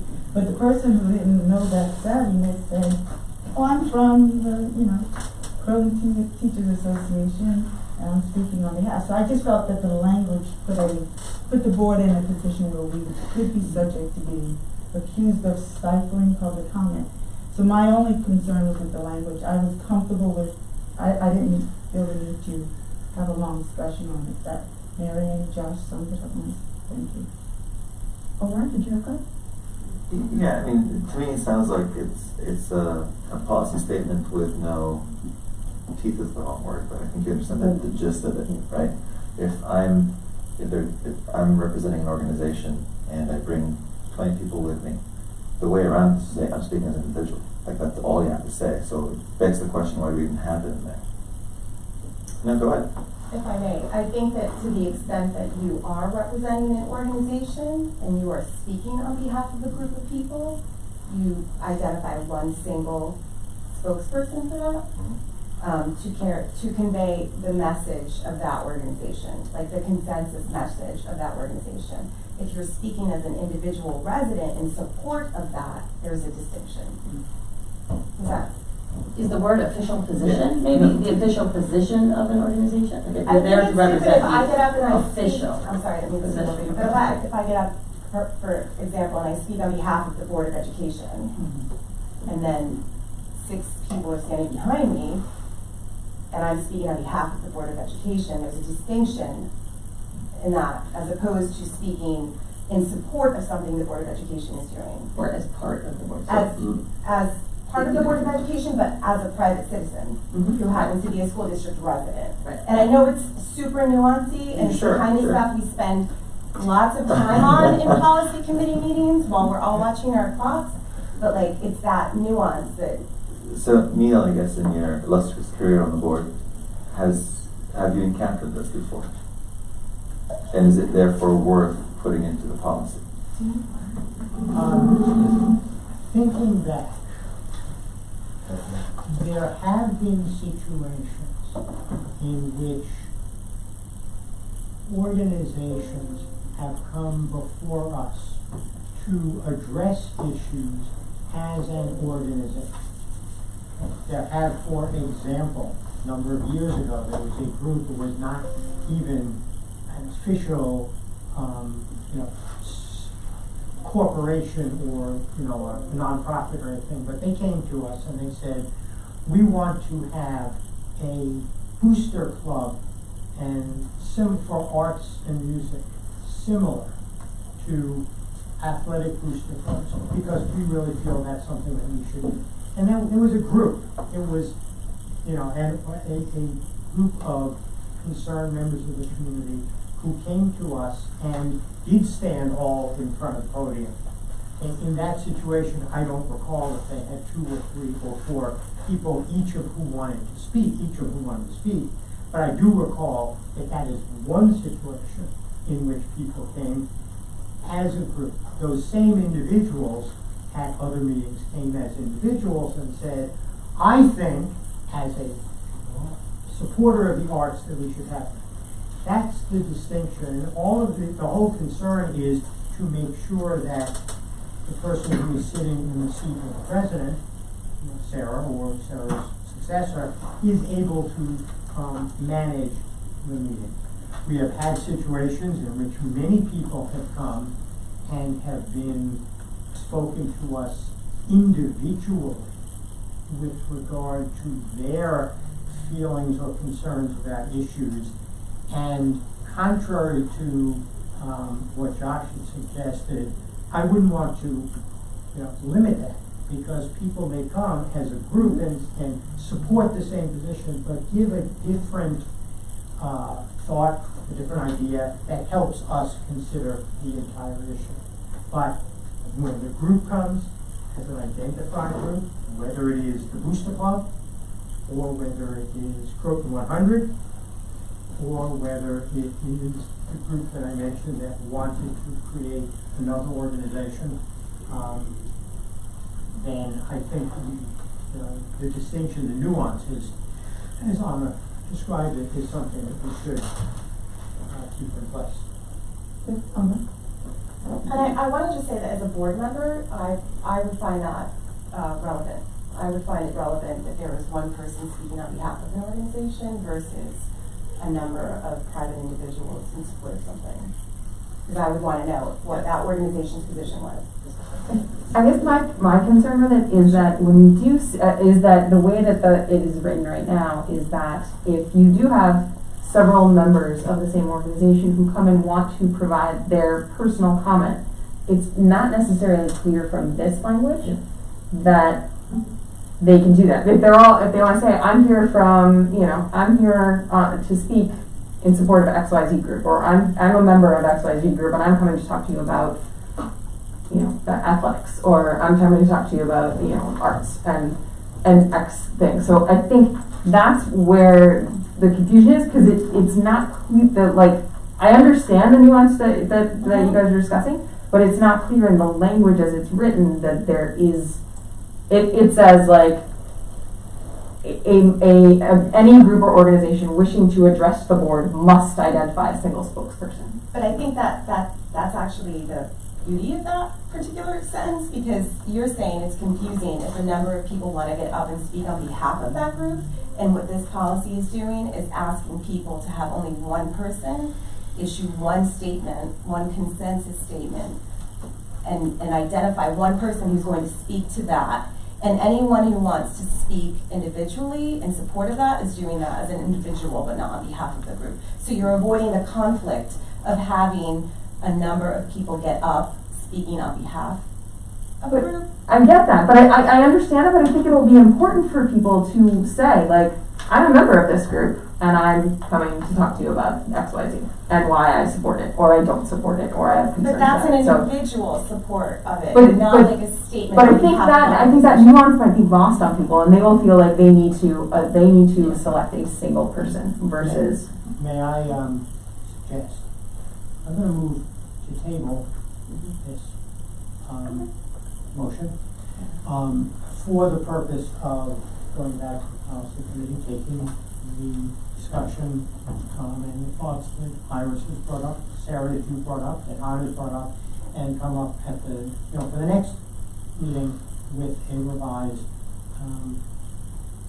language for that paragraph, which may, quite frankly, as I envision it now, include the thought that was raised. If you're coming to speak as an organization, you have a single spokesperson. This does not. It's not designed to inhibit or preclude individuals who wish to speak to us, even if they are members of a particular organization. But I don't want to do the wordsmithing here. Understand. And certainly, given the fact that we don't have organizations who have been coming up to us recently, I think we don't have to finish this tonight. So I move to table. Thank you very much. And thank you again for the policy committee for working on this, because I know it's a lot of work and a lot of really deliberating over words. And as an editor, I understand. Words are important. Do we need to vote to table it? Yeah. Omar? Really quick. The fact that it's nuanced gives me pause, because I think that exposes the district to risk. So just as you think about redoing the wording, I think clarity would be helpful. Sure. I mean, I think the point was, Anna's point, if I may be so bold as to speak for it, that not that the words are nuanced, but the concept is Concept. nuanced, I and understand. we need to have understand. clarity as Sarah said. Clarity over nuance. So Josh has seconded the motion to table. All in favor? Aye. Aye. Opposed? Abstain? Motion carries. All right, we will now move into donations. Recommended action that the Board of Education gratefully accepts a donation in the amount of $1,000 as a contribution to the John P. Cawley Memorial Lacrosse Scholarship at the Croton Harmon High School. So moved. Second. On the question? All in I favor? guess before you, if someone knows, is this a new scholarship? I don't, Yeah, it is. Yeah. oh, thank you. All in favor? Aye. Aye. Opposed? Abstain? Motion carries. Recommended action that the Board of Education gratefully accepts a donation in the amount of $600 from Robert Nolan and Valerie Wolpert as a contribution to the Mark DeGroat Scholarship at the Croton Harmon High School. So moved. Second. All in favor? Before we do I'm that, sorry, on the question? Yeah, on the question, I just want to, so people, I don't know Mr. Cawley, but I did know Mr. DeGroat. Mr. DeGroat, who had 2 children attending our schools, was a very active member of the community, active member of the school community, was a renowned television sports producer, and he died suddenly, when his kids were still in school, died suddenly of, I think, a massive heart attack. And his members of the community have for years recognized him and his contribution to our community by this scholarship. And I'm just speaking for myself because I knew him and I knew his kids, his wife. I am very grateful that Mr. and Ms. Nolan, or Ms. Wolpert, Mr. Nolan and right, who are married, and Mr. and Ms. Burstein have are continuing on this scholarship. All in favor? Aye. Opposed? Abstain? Motion carries. Recommended action that the Board of Education gratefully accepts a donation in the amount of $200 from Ellen and Jeffrey Burstein as a contribution to the Mark DeGroat Scholarship at Croton Harmon High School. Second. Let me finish. On the question? All in favor? Aye. Opposed? Abstain? Motion carries. Recommended action that the Board of Education gratefully accepts a donation in the amount of $250 from Agnes Zaharias as a contribution to the Christos Zaharias Scholarship at Croton Harmon High School. So moved. Did you second? She moved that on a move. Second. Well, So Mary moved it on a seconded? All right. Sure. All right. On the questions? On the question, actually, I know Agnes Zaharis and the Zaharis family. They're a wonderful family. Just wanted to give them a shout out and say thank you for their generosity and their kindness. All in favor? Aye. Aye. Opposed? Abstain? Motion carries. All right, so that is the end of our donations, and again, I want to thank all of our donors for supporting. And in this list, these are all scholarships for our graduating seniors, and we thank you very much for your support. I'm going to move into instructional personnel now. Recommended action that the Board of Education approves the instructional personnel appointments as presented. So moved. Second. On the question? All in favor? Aye. Opposed? Abstain? Motion carries. Recommended action that the Board of Education accepts the instructional personnel resignation of Cassandra McCallman, teacher, effective August 1st, 2022.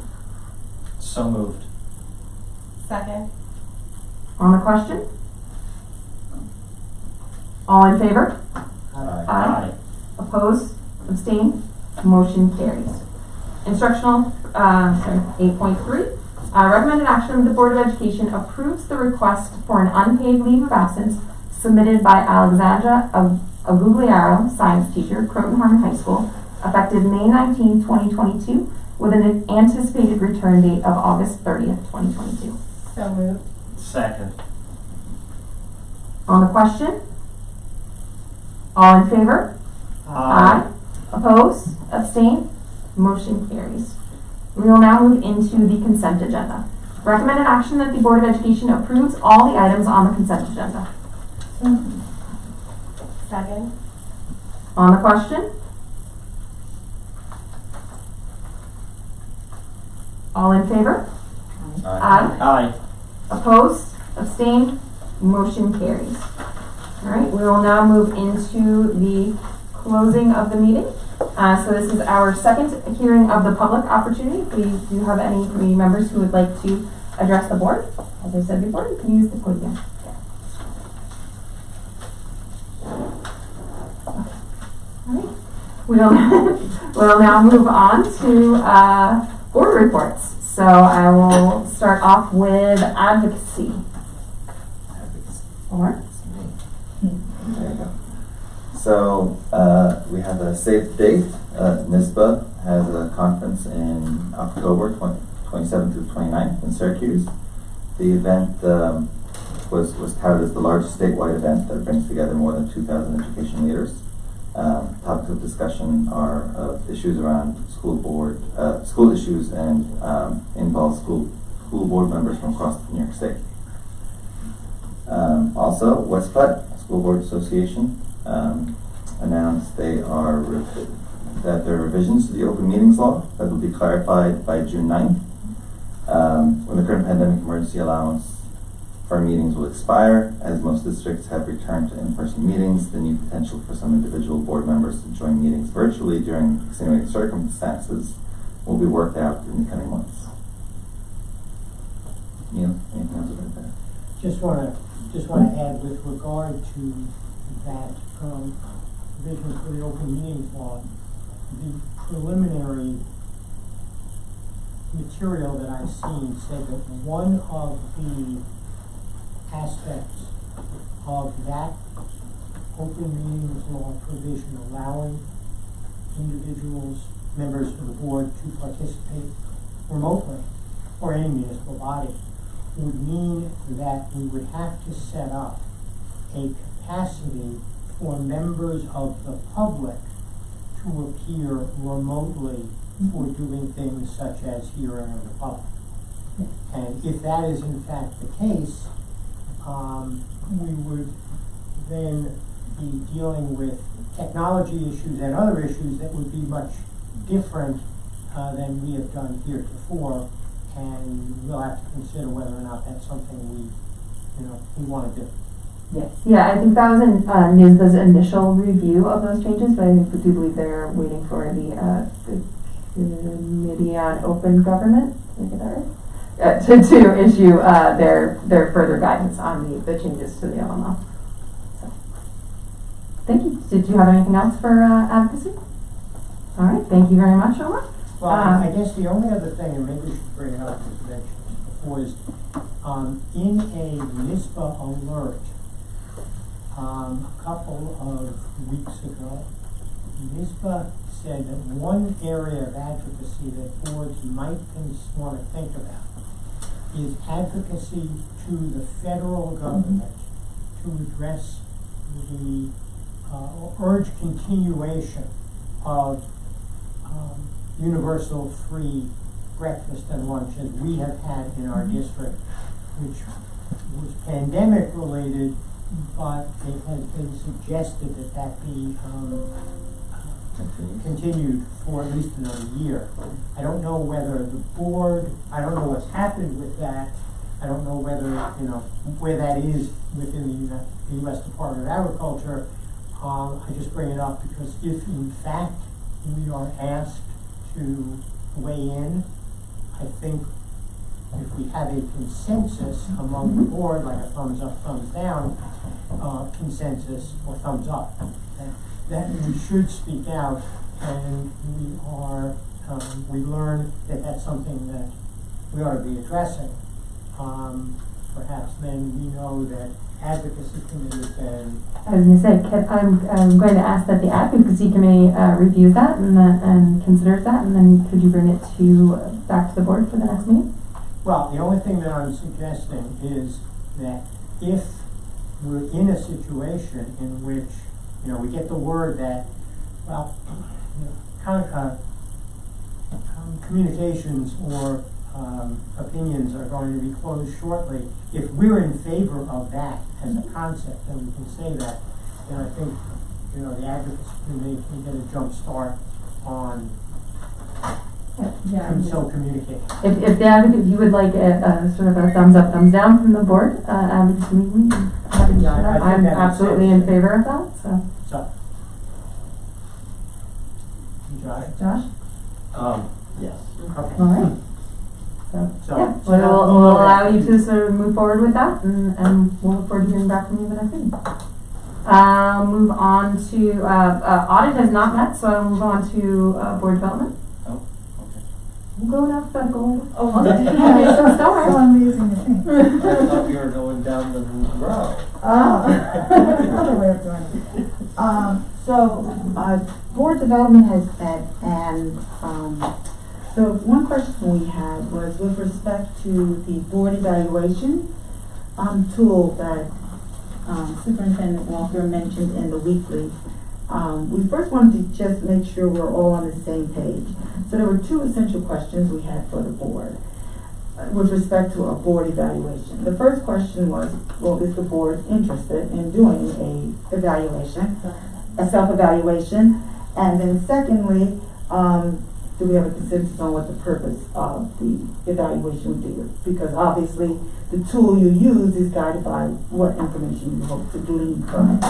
So with those two questions in mind, my first question is I really just need to get a sense, and I'm Superintendent Walker, I believe you've begun the process of looking at various tools, so people may have questions for you about that. Hate to put you on the spot. But first I wanted to know, is there a consensus from the board? We would like to know, is there a consensus from the board that it's something that we want to do, which is a board evaluation? Board.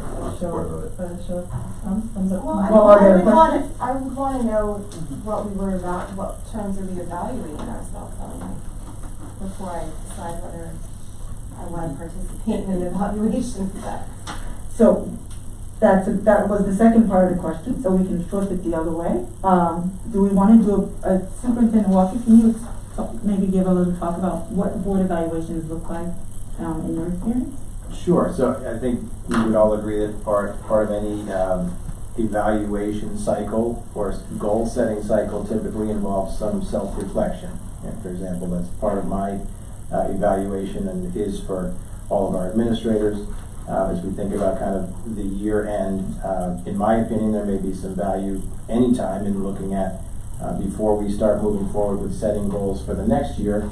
It's typically worthwhile saying, let's take some time to reflect as a team on our work over the past 12 months, and to the extent that if there are areas that the board collectively decides that you didn't meet your own expectations with, or feel like there could be improvement in, that may drive some discussion around what the board's goals for the next 12 months might look like. That's, at least from an administrative perspective, typically how we would look at a goal setting cycle. So in my experience, that's typically how those instruments are designed to be produced or to be implemented, is an opportunity for the 7 members of the team to sit down, to self-reflect, and to decide, to the extent that there are things we want to get better at after that self-reflection.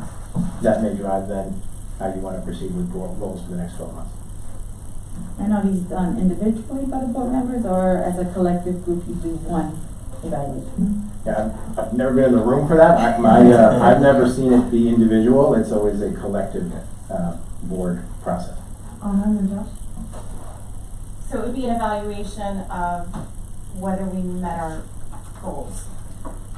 Is that what's proposed?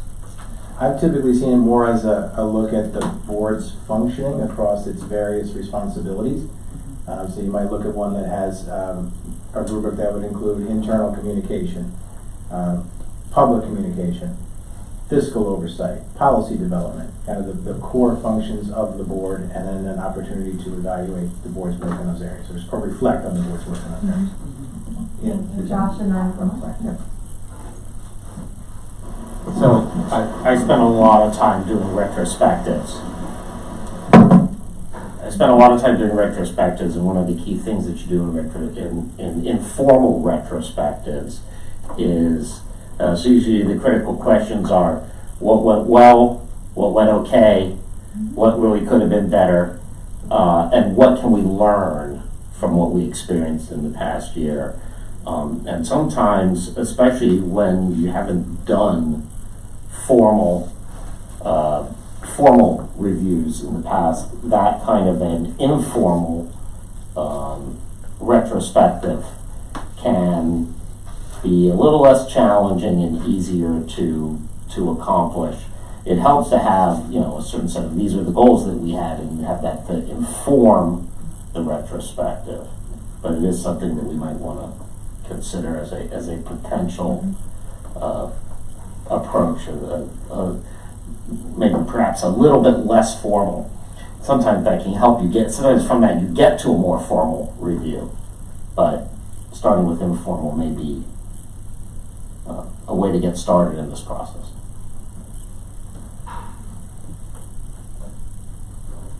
And my expectation of the evaluation of the board is more of an internal document, an assessment of how we're functioning and how we're meeting our obligations. It's a way for us to get better at what we do. As long as that's the objective, I'm absolutely supportive of it.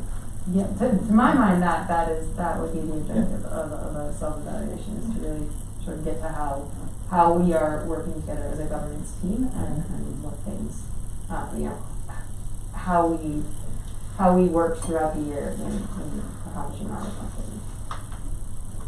In addition to, I think in addition to also the role of the board, right?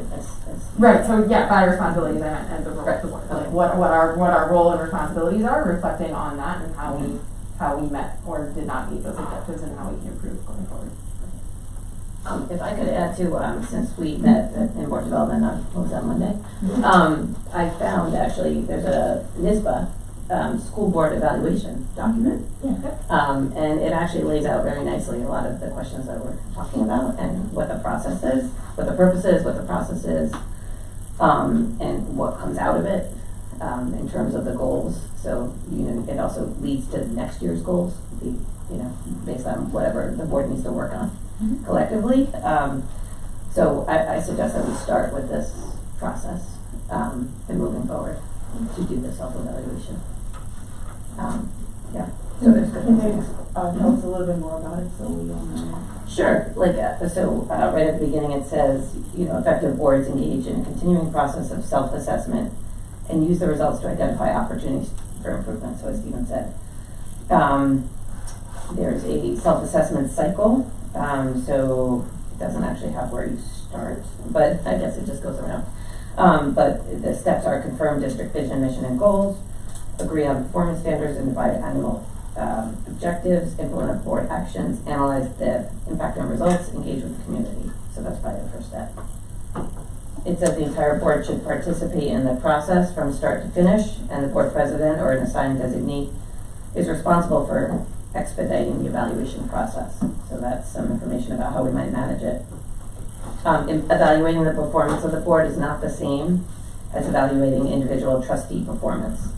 The purpose of the evaluation is to look at the board as a whole, although a side benefit may be that individual board members gain more insight into their roles and responsibilities. It also has the 5 standards of the Board of Education, the roles, so that might be the purpose of what we're trying to assess. Those 5 areas are vision, leadership, and accountability,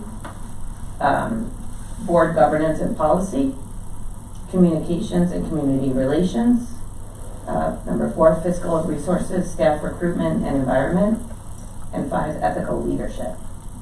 So those might be, areas of, when we say what would be the purpose of it, those would be things that at least NISBA's suggesting that we look at.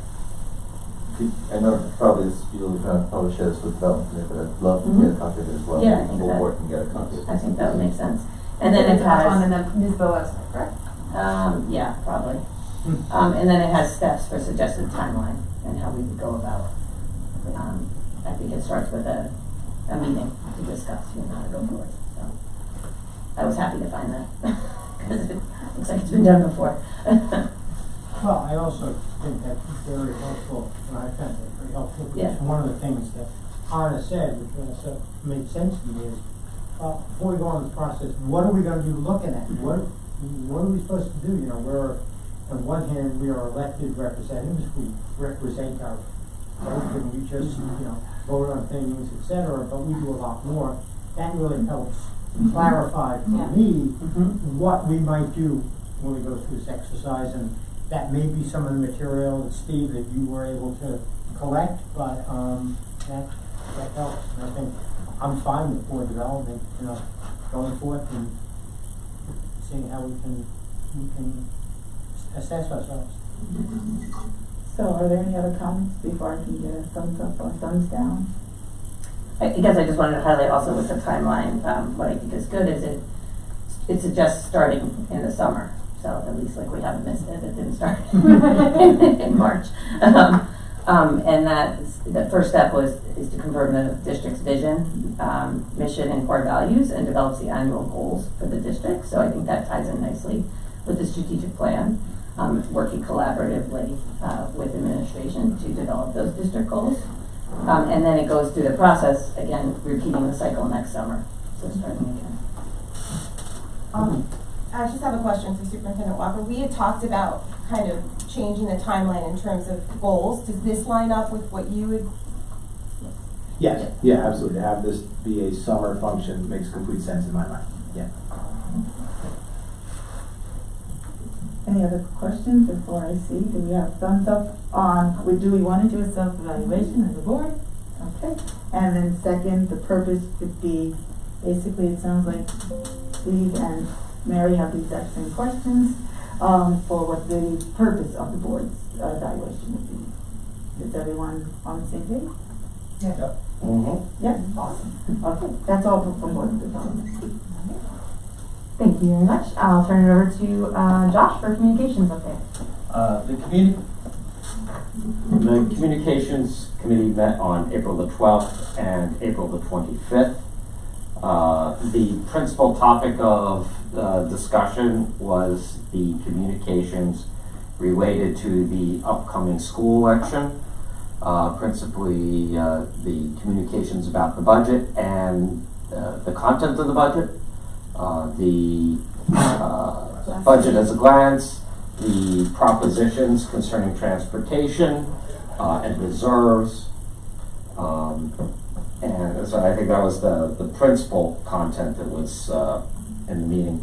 We also had some discussion of, and I should say, I anticipate that our next meeting will also be on that same topic, since we are coming up towards the. That being said, we do have a very good communications calendar, and Jackie Burton, our PR professional, and Ellen Lane, and as well as Greg Cavieri, have been working very hard on this and doing a very good job, and I thank them for that. There was some discussion about social media, both our recent engagement and the balance of posts, and also some discussion of advocacy items requiring communications planning. While the state budget has passed and has addressed some of the issues that we care about, there are others that we are going to continue caring about, especially around funding. And one that we were speaking about somewhat extensively was the need for support for mental health matters for students and faculty and other social emotional learning matters. And I think that is it for communications. Our next meeting will be this coming week, I believe, on Tuesday. I'm going to double check that calendar date. Do you have a comment? I do have a comment about this. Well, I just had a question. I may have missed it, but did you ever provide the results of the survey that you gave to the community about the communications? Did you ever provide that? We have not actually. That is something that had, to be perfectly honest, had slipped off the radar as budget communications were starting to ramp up. So thank you for that. And we, because Jackie does have the results of all of that full survey, so we can distribute that and summarize it. I will add that to the agenda for our next communications. Thank you. I was just going to say we had extended the time period by Correct. which people could participate, which is one of the reasons why we weren't able to provide that. We were still collecting more. Okay. Are you still collecting, or is it open? No, It's it's not closed closed, now, yeah. yeah. Okay, great. Yeah, thank you. Yeah. And you're all done for communications? All done? All right.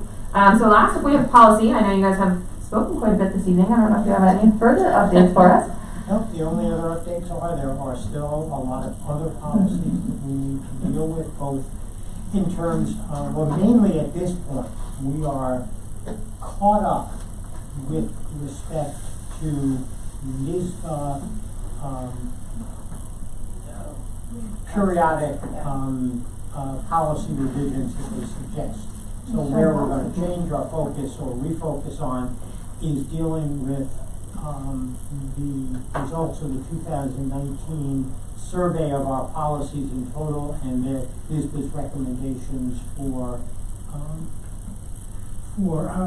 removing, rescinding unnecessary policies or revising, as well as some other subjects that we know we need to, that we've been asked to deal with, such as the social media policy, and which has been asked for by the Director of Technology and Innovation, policies, some revisions involving some special ed policies, and other things that are out there. But we, as my colleagues on the policy committee know, I have an agenda that I send out every time, and it's got all the things listed, so the parking lot is there, and we want to work through them as expeditiously as possible. Thank you very much to the policy committee, because I know you guys have been doing a lot of work as a big, so thank you. All right, so now we will move into polling of the board. Does anyone have anything for polling? Anna? I do. Just to the extent that I'm not privy to agenda planning, like tonight when we are dealing with accepting donations from our generous community, I just wanted to see if maybe there was a way that we could ensure that any of the memorial scholarships maybe had some background with respect to who was there, because I know that if there's a board member, if there's anyone here from the public who can speak to that, they generally do. But in the absence of somebody being there, I don't want anyone's memorial scholarship to not be remembered in that way, or to not have some information provided with respect to that. So I don't know if we can solicit that when we accept the donation, and make sure that we ask them to please provide some background or information for the community to make sure it is kind of memorialized that way. We can talk to Tracy about and start including that information and getting it off the agenda. Thank you. Well, on that, I think probably when the scholarships are given, the high school principal or the one who is giving that at the senior award ceremony does say something about for whom the scholarship is named and what the scholarship is directed towards, such as the Mark DeGroat Scholarship, which I didn't mention, is directed towards somebody who is seeking to go into study in the environment, related to the environment. But I think between the records of the district and the records that the high school may have when they give it, that would be something that we could obtain, and I agree, it's a good idea. No, thank you. That is very exciting. I actually like the idea a lot. Maybe we can create a scholarship directory so that it can be housed somewhere where everyone can access it if needed. You know, we may need your help on that. Well, you may, but I think the way you start is, I know the process for awarding scholarships in high school is the scholarship committee gets together and looks at the criteria and looks perhaps at the background, and then therefore are able to figure out what student would be the appropriate student or students to get that scholarship. I think that's the beginning of the process to get information, and then from there, if there are things that need to be filled in, we'll try to fill them in. And they may be in the archives, wherever all those paper archives are, in some basement somewhere. Are you shocked with all the numbers? No, I'm talking about, before, like, for example, if somebody wants to know who Spencer Field is named after, that was before my time, but I do have some info.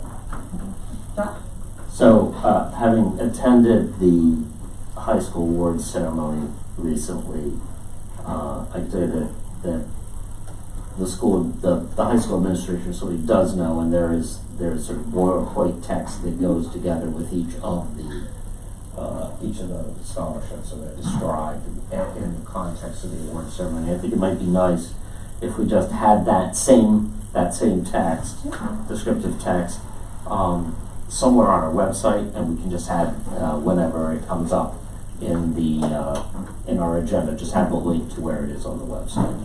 I think the best way to do this. Does anyone else have anything else for board? Omar? Are you doing building planning? I am. Okay. Jane says, the PVC Building Planning Council met today. Sarah already mentioned those dates, but I'll repeat them.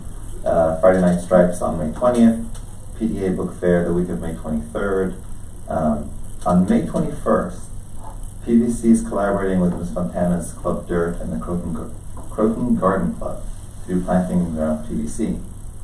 I just want to share this with the community because I think it's a great example of how we're engaging with the village and we're coming together as a community for the betterment of the school. A heads up to Dr. Blair. We also talked about some ideas around communicating with parents, and one idea that was presented, I will not name who, in case Dr. Blair has some bad feelings. It's an internal person.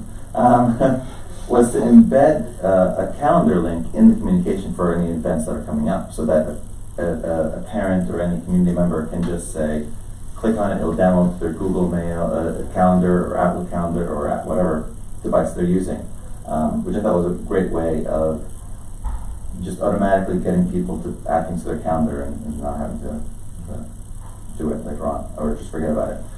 And then finally, Christina Alvarez-Arnold, who is a long-standing member of the PVC Building Planning Council, is stepping down this year. I believe she's been serving since 2018. Mr. Plotkin presented her with a certificate of appreciation. And I just want to share my sincere thanks to Christina for her support and all she has done for the PVC and the Croton Harmon School District community at large. Thank you very much. Mary, do you have some? Yes. Just adding to Building Planning Council. So for the CHHS Building Planning Council met today, and the team selected the next set of 2 distinguished graduates. Next steps are Dr. Duback will be reaching out to the recipients to check that they will be able to accept this honor and that they'll be able to attend the reception, which is currently tentatively scheduled for November of next year. So that was very exciting.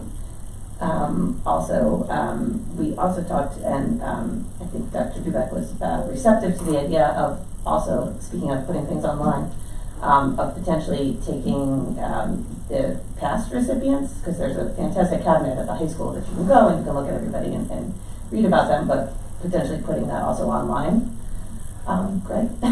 You'll probably be a part of that on our website somewhere, so that you can not only read about them, but you can have links to all their work out there on the internet. So I think she was going to take that maybe as a good project for one of the students.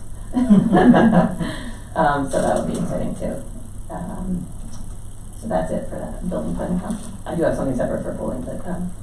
I think, CET Building Planning Council also met today. They put on the agenda, unbeknownst to me, but they asked for an update regarding the building condition survey process, which I provided to them because I know they listed a number of different things which were on their, I'll call it wish list, which as other administrators have, that are now going to be part of that process.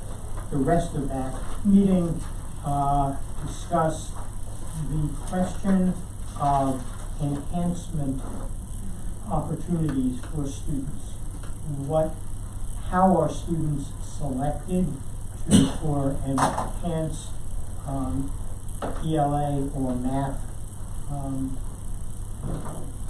opportunities through with Ms. Lynch and Ms. Romoli, and it was expressed that rather than using, as they do now, simply scores on standardized tests, which may not really reveal the students who can best benefit from enhancement opportunities in one area or another, or the other, to try to figure out another way to make this opportunity available to students who will most benefit and would be most desirous of that opportunity. And one of the things they also noted is that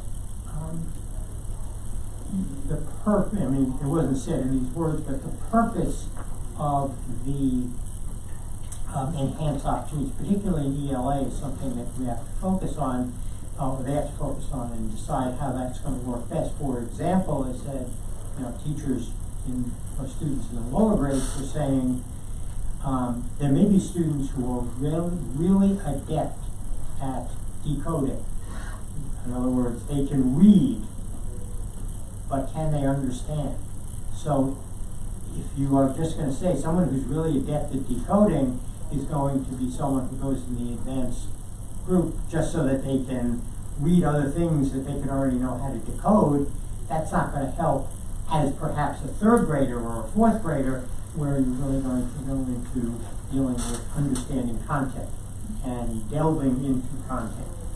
So that was not concluded, but it was a discussion that really went back to the subject of what we provide for the students who are our potentially need to be challenged, and we want to challenge them. How could we at the elementary level do that the most effectively? Thank you very much. Josh, you have something? So I attended the Student Faculty Congress today, since Lucas, I believe, was in AP tests.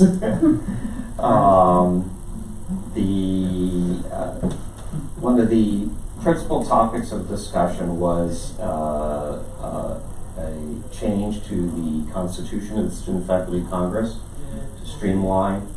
In the past, the CHHS Student Faculty Congress had an independent standing acceptance committee, and that was actually written into the Constitution. It was found that this was somewhat inflexible as a structure, and so that's been removed in favor of the ability to activate a committee as needed. It was also found that it was redundant to other existing clubs at the high school which were doing the same work. So they did some work on that. There was a discussion of improving the situation with respect to study space for final exams and APs and regents, and finding sufficient amounts of quiet study space in addition to group study space.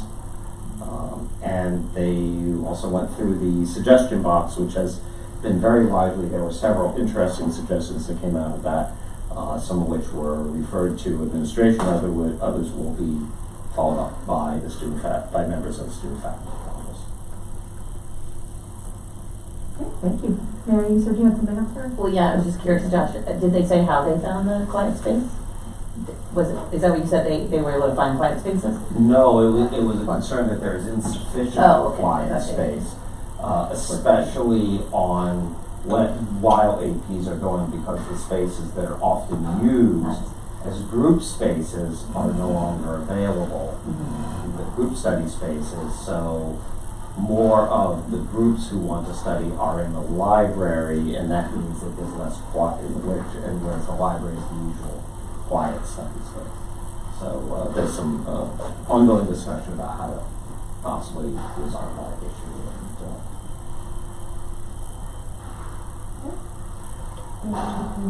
Yeah, I was just wondering, I was wondering when we might be able to get some high-level results with the most recent STAR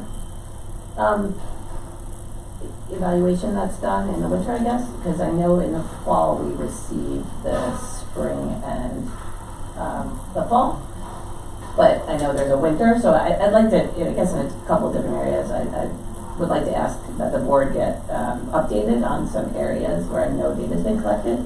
So one of them being reading and math, how we're doing that. So outside of the annual report? Yeah. Yeah. Because that's in different, I guess. So yeah, the STAR math and reading from the winter. Also the BESS, I know we talked about in November, and that was given a couple more times over the winter. So I was curious to know how our kids are doing social emotionally, if things are improving based on the programs and practices that are in place. And then the climate survey that was also recently done with Panorama. I was wondering when those results would be presented back so we know how that's going.